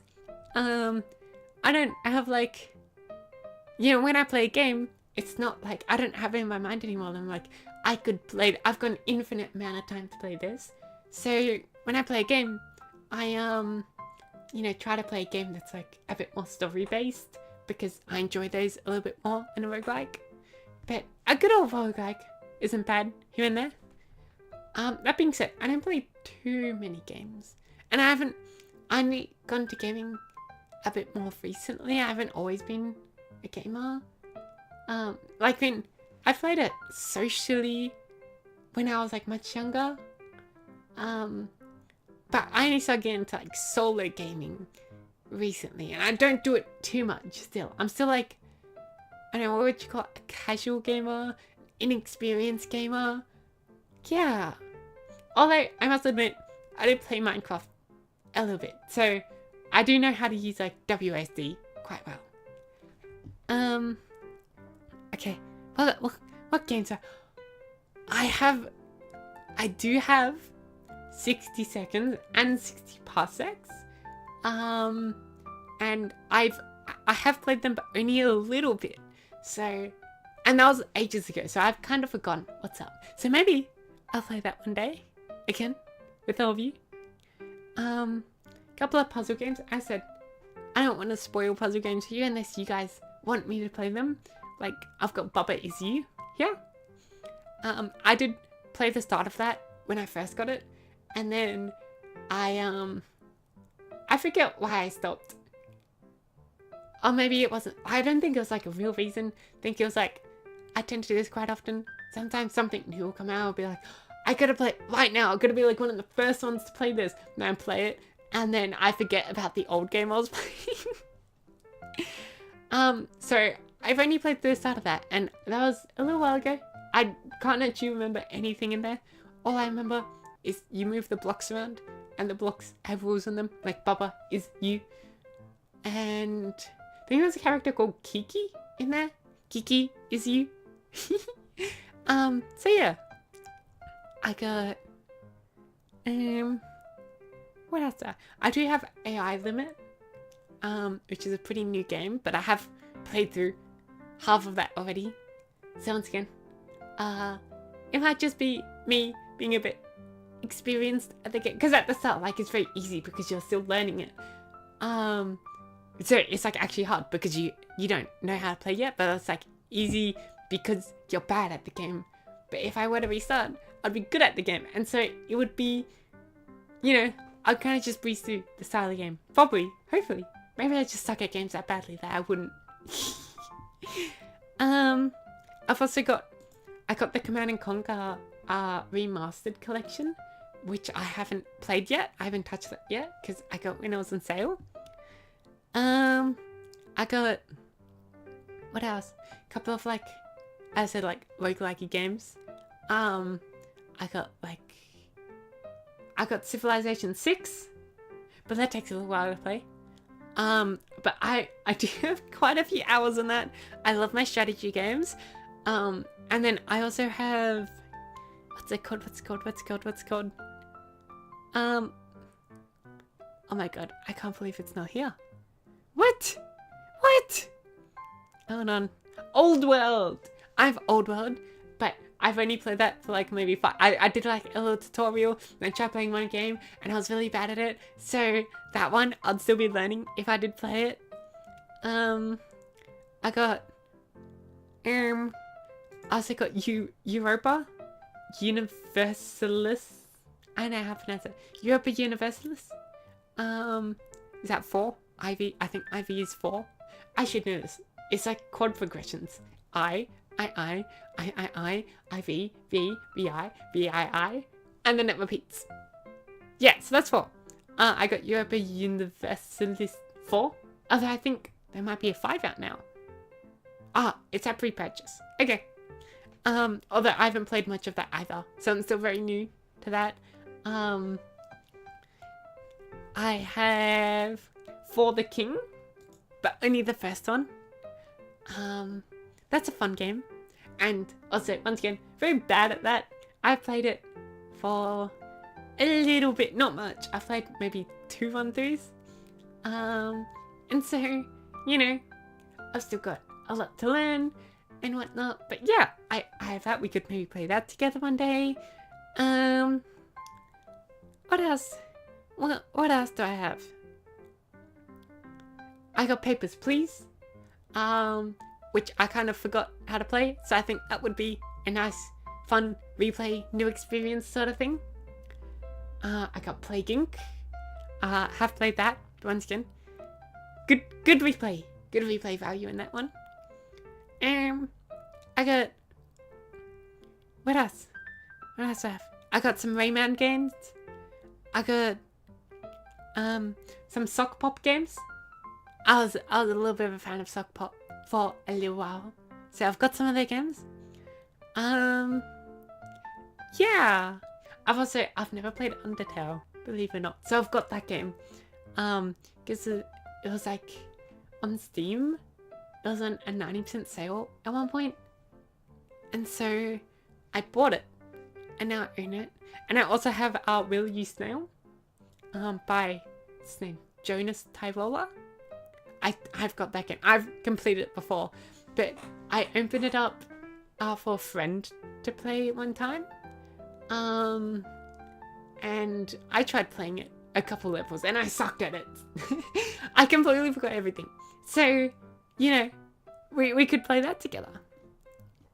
Yeah. And, you know, I've got quite a few multiplayer games. I keep buying them in hopes that, like, I'll have a friend one day that would want to play games with me, and they never do. I live a sad existence. Oh my god, I remember The Escapers. I used to play that when that like first came out. One day we have to.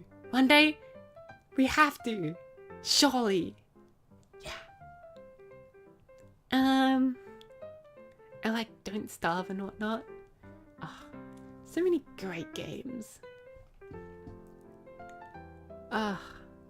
Sorry, now I'm just getting like flashbacks and memories. I've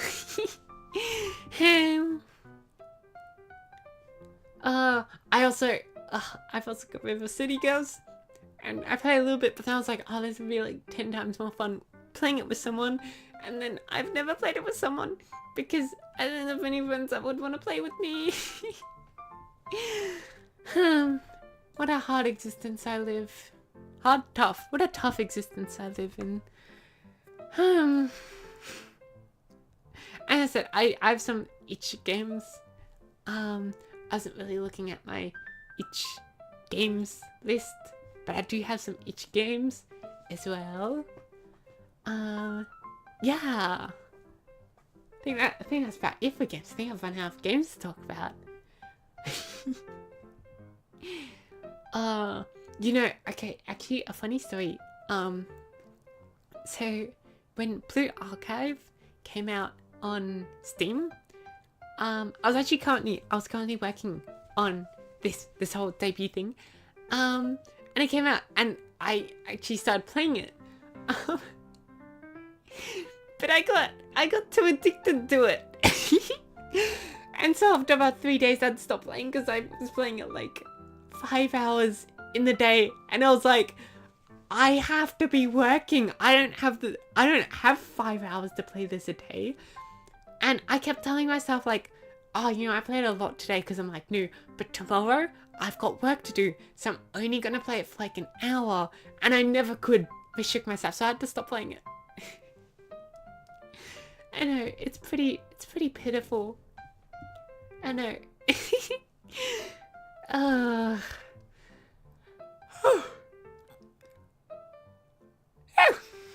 That was my yawn. Sorry, I felt like I needed to tell you guys that was my yawn.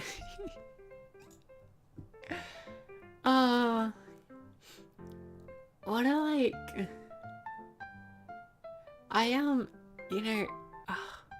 one thing, my morning routine, right? So I've started streaming. I stream quite early in the morning, I must say. And so, I wake up, and then I usually eat before streaming. Sometimes I get a bit distracted. I might wake up late and I might not eat breakfast, but normally I'd say I eat before. And I always normally it's like wake up my brain, because the problem is when I wake up, I am brain dead for about half an hour. I could not do anything for about half an hour. But then after that, I'm like at my A game. And so, yeah, I would try to, I'll normally maybe watch a YouTube video, even before getting out of bed, before eating breakfast. I don't really like watching videos while I eat too much. Sometimes there'll be background noise, sometimes the TV will be on in the living room, and I won't really be watching it, but it'll be background noise. Or sometimes I'll be watching a stream, and then I'll be like, oh, I should go eat lunch now. And so, I'll eat, and then the streamer will sort of I won't be really focusing on the stream at that point because I'm eating and focusing on my food and the taste of my food. But it will be background noise. But I don't really most of the time I don't like eating while actually watching something, or eating while reading or anything like that. Yeah. And so, yeah, I like to watch a video or something before getting out of bed.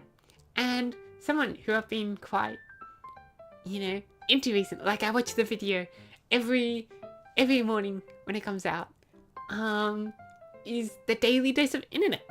I just like watching some fun videos when I wake up.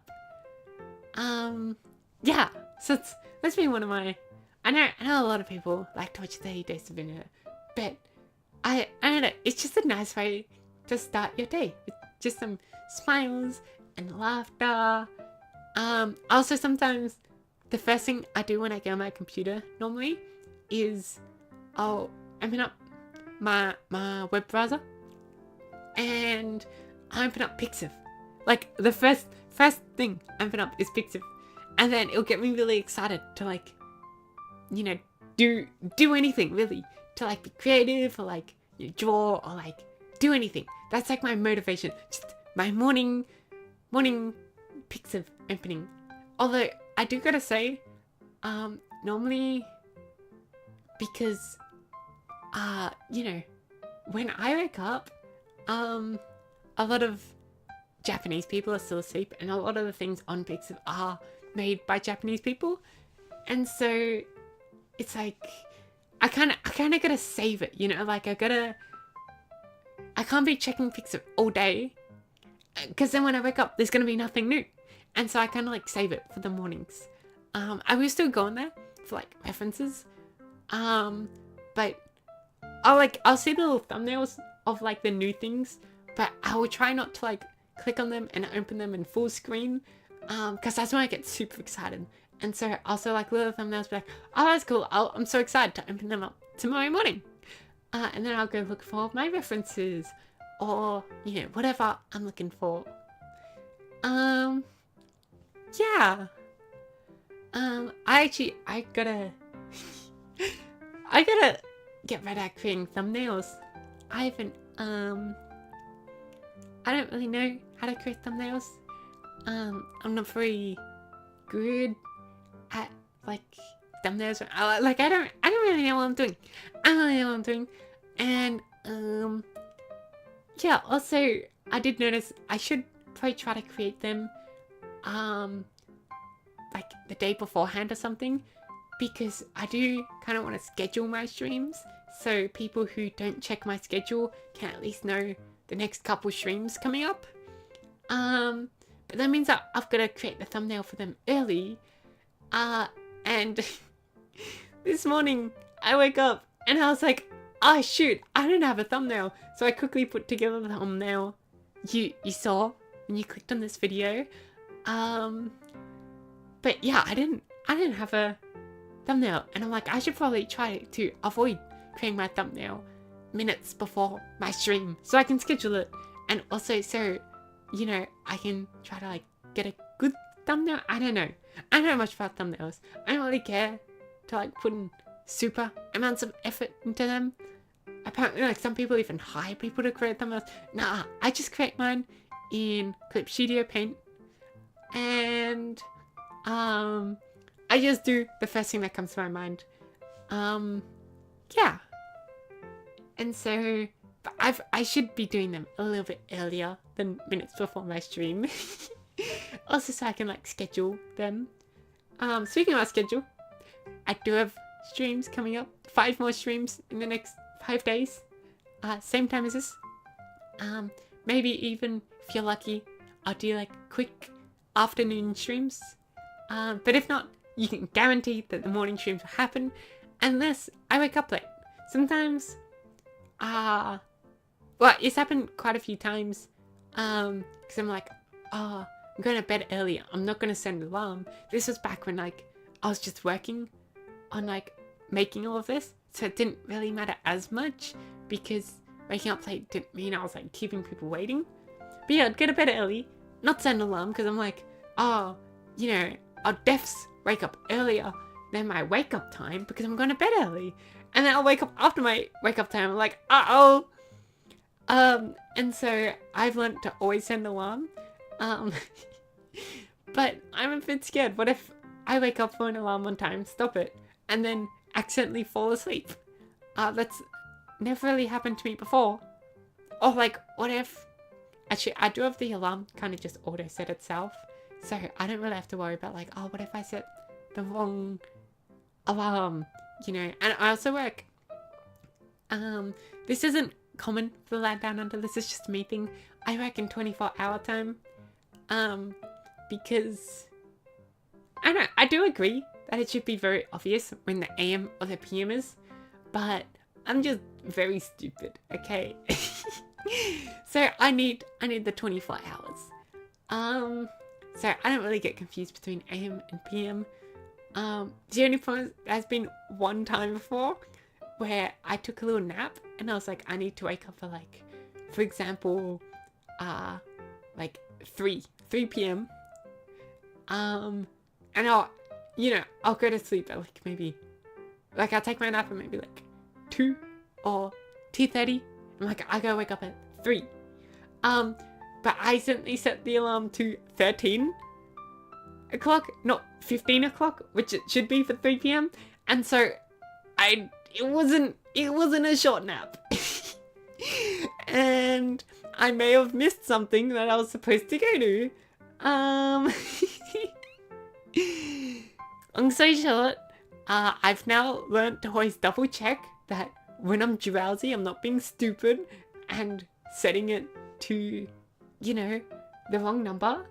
But normally it doesn't happen. When I'm awake, I never make the mistake of like, you know, 17 o'clock is 7 p.m. No, I always know that that's like, you know, 5 p.m.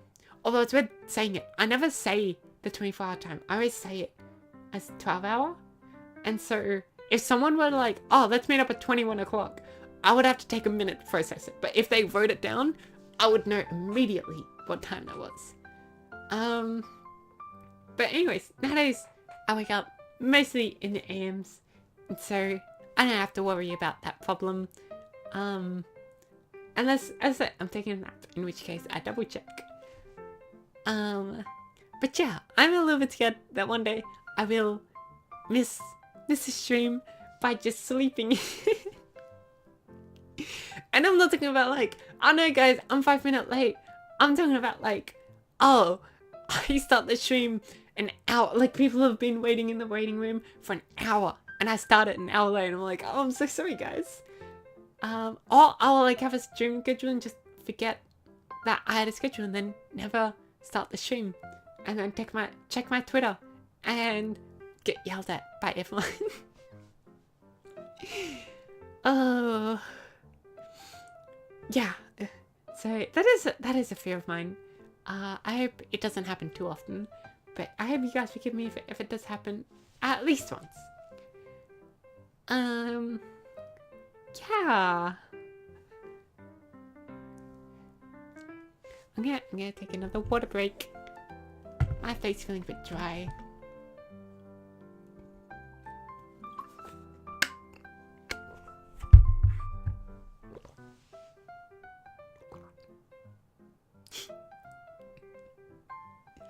Yahoo! I don't know. You know, yeah, I say I love soft toys. I used to be really bad. I used to have so many soft toys. You won't believe it. Also that's usually what I call them, soft toys, not plushies. Because that's sort of like how I was growing up. It's like how people, yeah, difference between fizzy drink and soft drink and soda. I normally call them soft drinks, by the way. But sometimes when I'm talking with people and like I know they may not be like, you know, from the land down under, they may not speak the same language as I. Like Americans, for example. I'm not talking about like people who actually speak a different language. I'm talking about like, yeah, people who just have a different, like, is it a I don't think it's technically, no, it's a variant. That's what it is. It's not technically a dialect. It's a variant, I believe. Yeah, we'll call it like soda because that's more universal than soft drink. But yeah, anyways, I used to have so many. I've actually got a bunk bed. I have a bunk bed, and the top bunk, I sleep on the bottom bunk because it's just more convenient, especially when I need to go to the toilet in the middle of the night. The top bunk used to be just full of toys. Now it's not, but it used to be just full of all my stuff. And it wasn't just like, oh, one layer. No, they were piled up like a mountain. Almost until the roof of my house. Or of my room. I guess not the entire house roof. Just, they were basically touching the roof of my room. And that was pretty bad. So I did at some point get rid of a lot of them. We donated them to the op shop, which I think is another Aussie term. Sometimes I might just say an Aussie term and think it's like universal, and you guys will have to tell me. An op shop stands for opportunity shop, and it's I'm sure you guys have them in other places. There's popular ones here, Salvos and Vinnie's, and even the Lions Club, which once again, more abbreviations. Salvos, Salvation Army. Vinnie's, actually that might actually be Vinnie's, maybe it's not. Lions Club is also just, that's not an abbreviation, I think that is just the Lions Club. But yeah, the basic idea, if you don't have it in your country, is when you want to get rid of something, but it's still got like good use to it, you know, it could be like given second hand, you can give it to an op shop. And essentially what you do is you donate it to the op shop. And it's like basically, you know, it's like the idea, you could either throw it out or you could donate it. It's like, yeah, it's like just a nice gesture, and you donate to them, and then they sell it at like an extremely low price. So, you know, you might find shirts in there for like $5-10, or like you could find anything in there. It's really anything people don't want. So there's cutlery. Well, let's say cutlery. I'm thinking of like someone makes like a mug or plates and whatnot. There's vases. There's, you know, books, CDs, DVDs. It is a lot of old people I know for going there. So there is like a lot of like more old-fashioned things, like there's vinyl and CD, as I said. Whereas there's not many like newer things, and also the newer things you get taken very quickly. And yeah, one of the most common things there's also furniture in there. It's great. If you want like a cheap piece of furniture, you go to an op shop. But yeah, clothing is like the main reason why a lot of people, especially like, you know, people around my age go there. And essentially, yes, like it's super cheap because they got it for free, and then they use their earnings. Well, first of all, they've got to pay their staff and whatnot.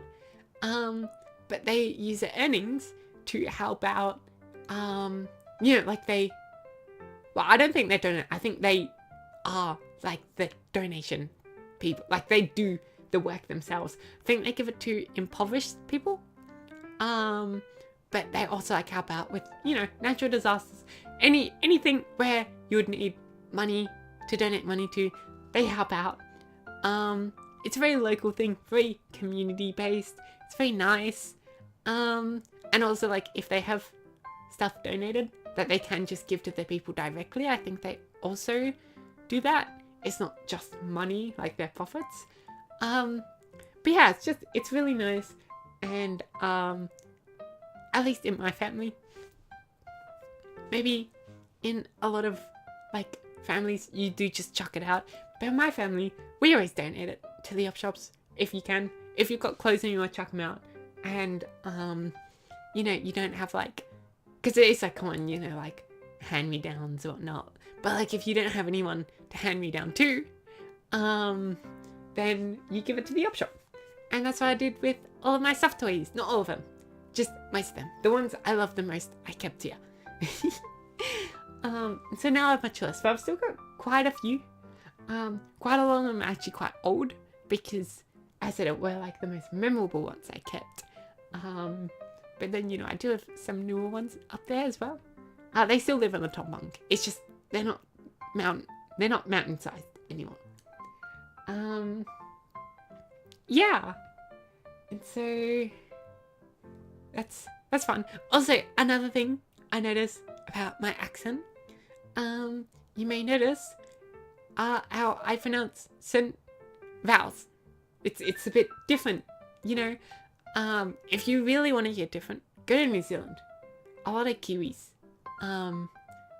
like they had, I think they had a second great vowel shift, essentially. And so they're quite crazy, you know. They don't say fish and chips, they say fashion chaps. And they'll say like peck. Wait, yeah, peck as pick. Oh no. It's funny. But I still pronounce some vowels differently to, you know, than normal. I say bath and I say vase. Do I say vase? Did I say vase earlier? I actually can't. I always use vase as an example and I can never remember how I say it when I'm like consciously thinking. But I say bath. And whatnot. I also say can't, like instead of can't or can't. No, I think that is it. I think that's the other way I say it, can't. But I say can't. I say, no, I think everyone says don't. What else do I do? Dance. I say dance and not dance, but I say bath and not bath. So there's that. It's quite irregular at times. It's not just rules. Yeah, just I can't. Once again, a lot of it just sounds normal, so I can't really point out some of the vowels I say differently. But yeah, I do say some vowels quite differently to how a lot of people say them, or how I hear a lot of people say them on the internet. Oh my god, Australians also really well known for what's called a diphthong. And a diphthong basically means two vowels. Two vowel sounds, I should say, not two vowels. Two vowel sounds are directly adjacent to each other. So the example commonly given is how we say mate. Because it's I. It's mate. Yeah, especially when you really elongate it. Mate. And yeah, when I say the word here, H-E-R-E, like when the teacher's calling out a roll, for example, back in school, I notice, you know, most kids, because most kids would have like, you know, quite an Aussie accent. Not like, how do I say it? They wouldn't have an Aussie accent because, as I said, it's very multicultural, but they would pick up on Australian isms here and there, even if most of their words were in a different accent. And so, yeah, one of the most common ones was when the teacher would call out your name, like Kaho, I would say here. And there would be the occasional kid, like one that came here from America or whatnot, that would say here. And it would always get me because I'm used to hearing two syllables, here. But to hear it as one syllable, just here, I couldn't wrap my head around it. So yeah, we love our diphthongs. We put it everywhere. Yeah. We also, one thing I just remembered, you know, because of like language and whatnot, there's a lot of like, when you're analyzing language, you see like, look at quite a few ads, and we have quite a few iconic ads. There's, I forget what company it is. Let me check. Is it actually? What is this company? See, that's a problem. Our ads are so catchy sometimes, I don't even know what the company is. So apparently Frank's Red Hot has one. Which, by the way, I should probably comment on swearing, because I was gonna say it's got a swear word in there. I might swear sometimes. You guys are also allowed to swear on my channel, but my channel's not really made for kids. Like, I mean, it's not adult content by any means, but it's also not like kid content, you know? It's not explicit, but it's not super tame and all that. I don't use it that often. In Australia, you do use it very often, but sometimes I've noticed when you use it too often, it can sound very aggressive. So unless I'm joking or whatnot, or unless I'm genuinely mad, I try to avoid it, but I will still say it at times, because it is just very natural for me to say it in like certain sentences and whatnot. And that doesn't mean I'm angry or I'm aggressive. It's just, it's natural, you know? It's Australia. And I also asked some of you guys, you may use it, but please don't use it too much, or else I might think that you're very angry or you're being very aggressive. So just keep it to a minimum, but you are still allowed to use it. That's totally okay. Yeah, so there's that ad, the Frank's Red Hot ad, if you want to search that up. There's a couple old ads, like the 1333 ad. Butter at Pepsi. Mispronounced the threes.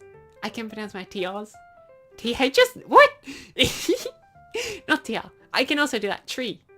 But three. I can say three. But it was an ad for, I think, a plumbing company. And they got a kid to sing the song. But I think he was missing his teeth. His front teeth. And so he said 1333 instead of 1333.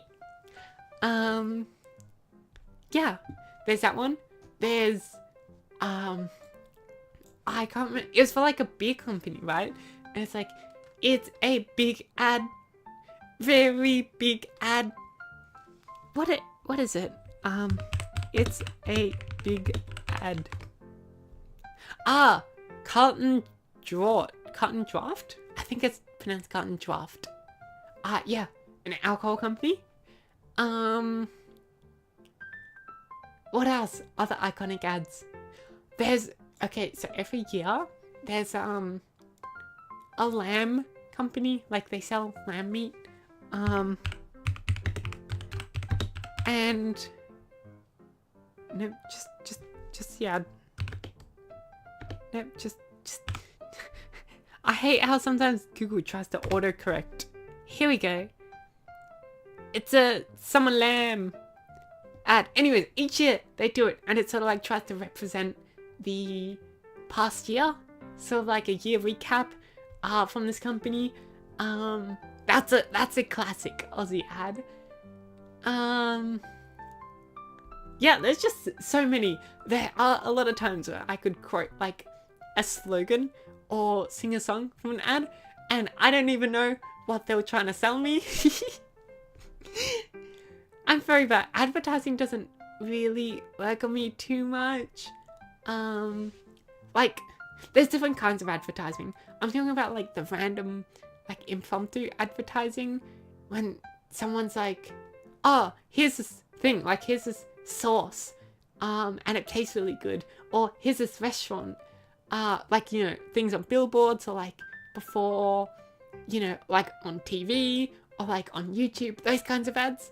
They don't really work on me. I usually, whenever I buy something, I'm like, how do I put it? I've already mentally parted with my money, but when an ad comes up, I'm like, no, that's money. That money is mine. You don't get it. And so I do understand there are like, you know, different purposes of ads apart from just trying to get you to immediately buy something. Like, it sort of ingrains the idea, if they say it enough, that like, this product is a good product and you'll be very cool if you buy it. And at first you're like, oh, psh.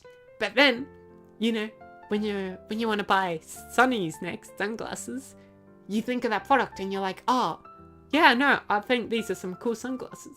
And you didn't realize that the company put that thought into your mind.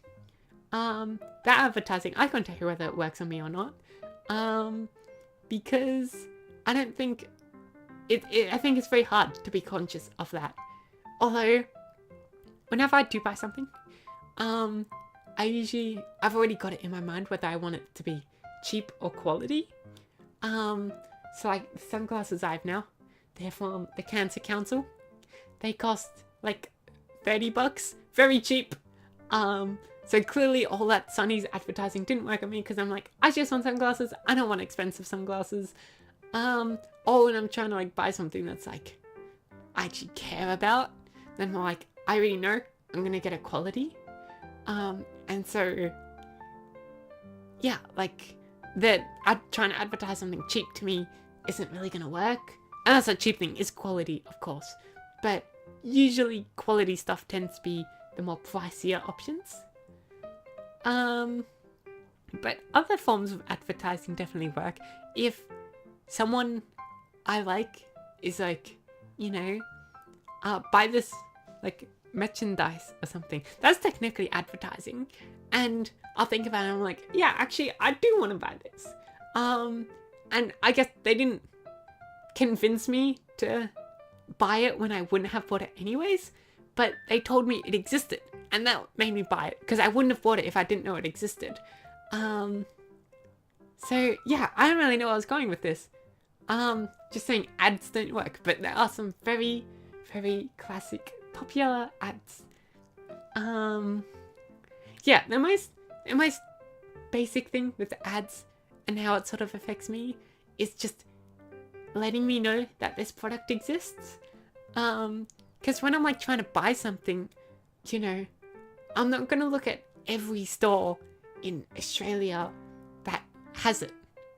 And so I only look at like the top like 50 stores that, you know, the first 50 stores I see in like when I'm searching up where it exists.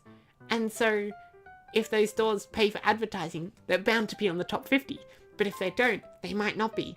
And so, you know, that kind of works, I guess. That is a form of advertising. Yeah. I love, maybe we could do that one day. Maybe we could like analyze text or like ads, or whatnot. Yeah. So I'm just searching up, something. Just making sure I know what this thing is before I say it and look like a total fool. Oh. Okay, never mind. But yeah, I think that would be fun. Maybe analyzing like an advertisement or text or something. Maybe analyzing like, you know, your guys' chat messages or something. I can analyze anything. I got taught to analyze anything, even if it seems like the most basic rudimentary thing. I can analyze it in a linguistic sense. Yeah. So I think that'd be fun. I'm really thinking of like so many fun ideas.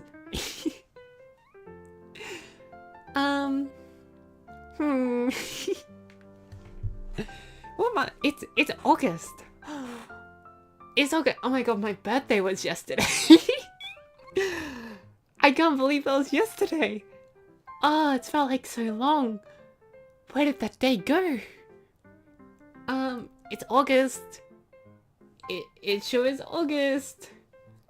Yeah, I'm excited. Excited for what? I don't know. Is September? What's in September? I don't know what's in September. Yep, it sure as hell is August. I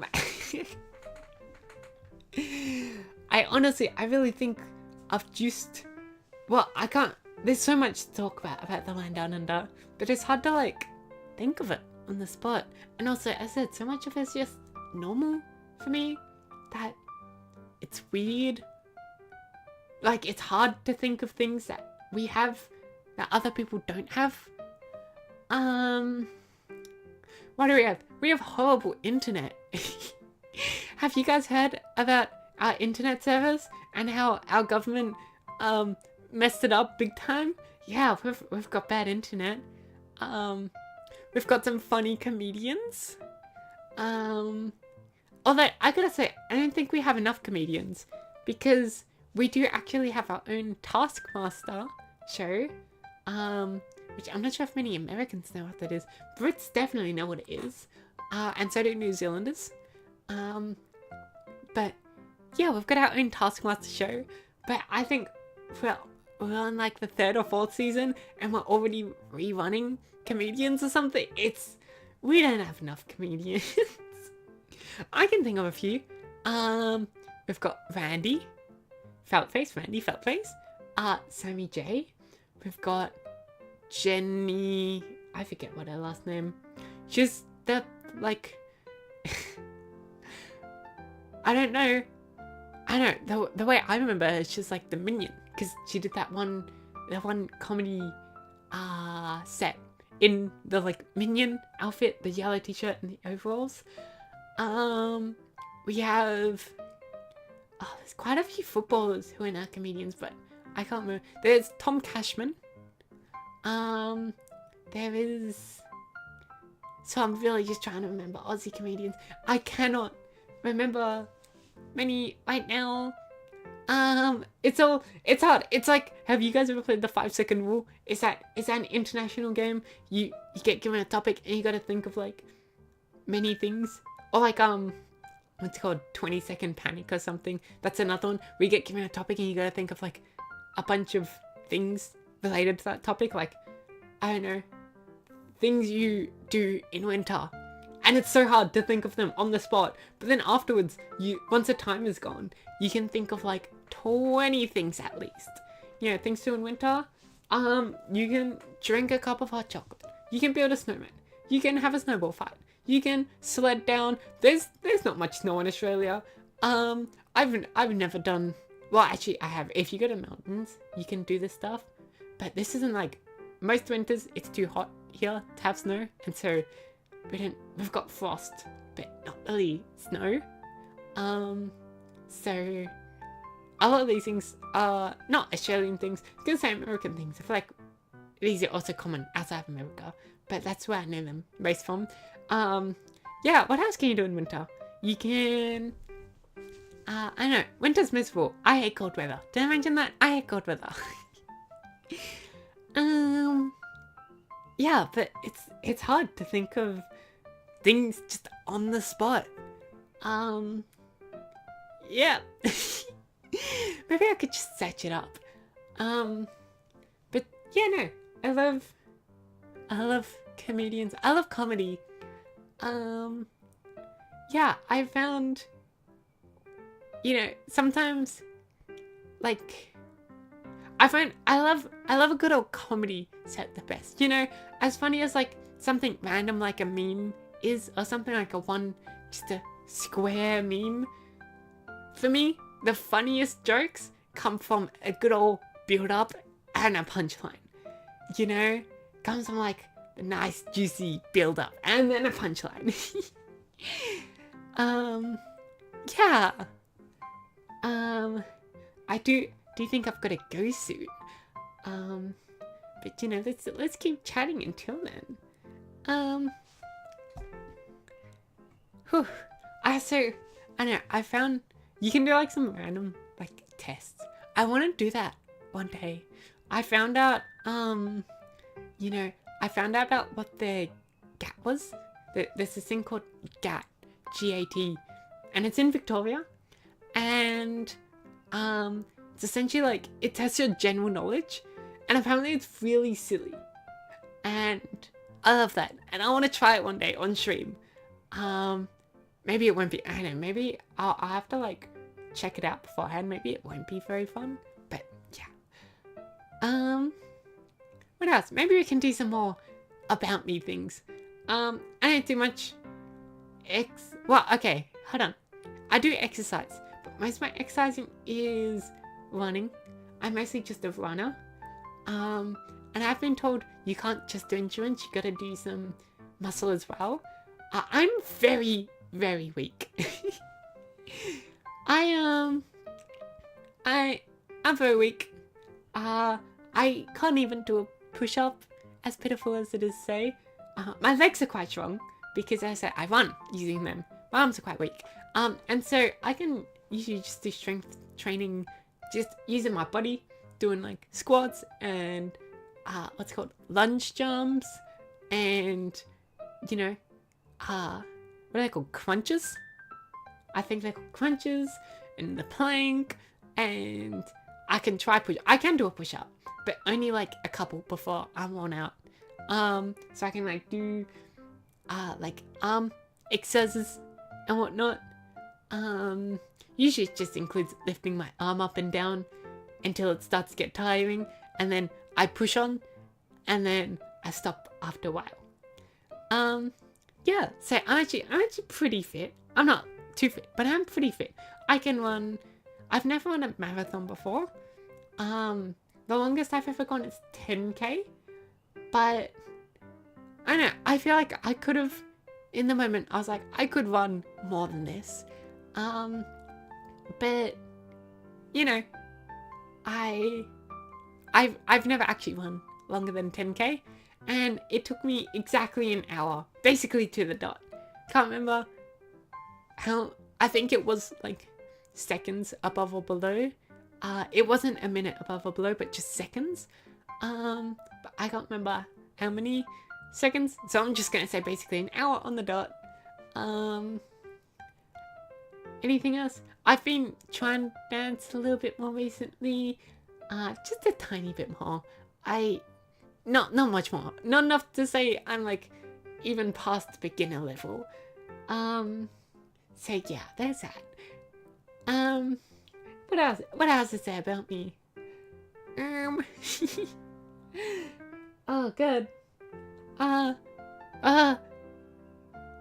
can't think of many things. I love the library. Libraries are great. I do like reading. A lot of what I read nowadays is light novels translated from like Japanese, or manga. I don't read that much fanfic. Sometimes a friend will send me like a fanfic and be like, hey, I know you don't know the characters, you don't need to know them, just like read it for fun. I say sometimes, it's happened like twice in my life. But yeah, mostly I read light novels, but then sometimes I go to the library and get like a non-light novel book. So that's fun. I do like reading. Sometimes it's hard because it takes it's kind of like a game, and how I sometimes, as I mentioned before, I sometimes don't get through a full game because I get like halfway through and then get distracted. Books are kind of like that because they take, like 6 to 10 hours to read sometimes, and so most of the time I split that over multiple days. There have been a couple times where I've read just a full book in a day because I was too into it. That's rare. I also read slower than the normal person. So when I say 6 to 10 hours, I mean 6 hours for a short book. Most books take me like 8 to maybe 12. I don't know. I don't time myself. But yeah, I read quite slowly. Then again, the books I read usually aren't very long. So yeah, what am I trying to say? I forgot what I was trying to say. Yeah, so sometimes I'll start a book, especially like with light novels, normally they're in a series. And then I'll get distracted, like recently, because I started this thing. It wasn't that recently. I say recently a lot. Just now, I mean like recently as in the past decade. That's my definition of recently. But no, like a few months ago, I was reading a book. Then I started really focusing on this. And then I was like, I would keep going to bed at bedtime. And I'm like, I don't have time to read the book right now, so I'm going to be tired tomorrow morning. And so I kind of didn't read it enough to like remember the plot line when I came back. And I was like, uh-oh. But it's okay. I always, I'm a big fan of rereading books, so it isn't that big of a problem. Especially when like the new book in a series comes out. Half the time I'll reread the whole series and then read the new book, as opposed to like just reading the new book and you know, remembering the rest of the series. So, yeah, there's that. I think I might end in the stream pretty soon. The hour's about to tick over for most of us. For anyone who lives in the half an hour time zone, or anyone who lives in even a quarter of an hour time zone. Did you know those exist? There are a couple, I think it might be 4 time zones. One of them being in Australia, by the way, which are, you know, either 15 minutes ahead or behind another time zone near it. And that's cool. But yeah, for most of us, the hour just ticked over. Yeah, I might head off pretty soon. It's been a pretty long stream, 3-hour stream. A nice debut after party. I've been partying a lot. What do you normally do in a party? I said, here in Australia, most people drink. I didn't want to drink first thing in the morning. I think that makes sense. I think that's pretty reasonable. You eat nice food at a party. You might dress up a little. I could dress up right now. Oh, wrong one. There we go. Yep. Yep. Oh, wrong one. Yeah, so it's been a pretty nice party. Thank you all for coming along and partying with me. And I'll see you at the next party. Or tomorrow, I guess. If you're there. Just for regular streams. I know, I feel like there are a few people in life who you'll notice only turn up to parties and nothing else. They're always there at every party. But they're never there, you know, at regular events. You know, those kind of people who are always there for the free food and whatnot. Anyways, I will be streaming tomorrow and the 4 days after that. And I'm taking a little break on Saturday because I'll be tired. And then every other day after that, I don't know, maybe, hopefully, maybe I'll stream every day. To be fair, on Saturday, I could do an afternoon stream. I believe my afternoon is free Saturday, so I could do it later in the day. But I'm not going to make promises. But, you know, just keep your eye out. What else? What else is there?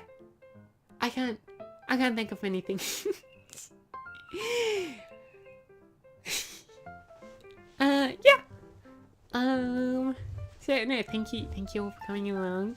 Give me your suggestions for anything you want me to do on the streams. Whether it be playing games or chatting. If you ever want to like do, you know, start a chat conversation, a topic, a subject. You know, just while I'm streaming, join in on chat and text it out. I do try to, you know, as I said, I want to build an amazing community. I want to be interacting with you guys. And so I want to be trying to, you know, read what you guys have to say and whatnot. So yeah, just do that. Yeah. And thank you for tuning in. Thank you for coming along. And I will see you tomorrow, hopefully. Yeah? Okay. Bye-bye. And, oh, hold on. See ya tomorrow.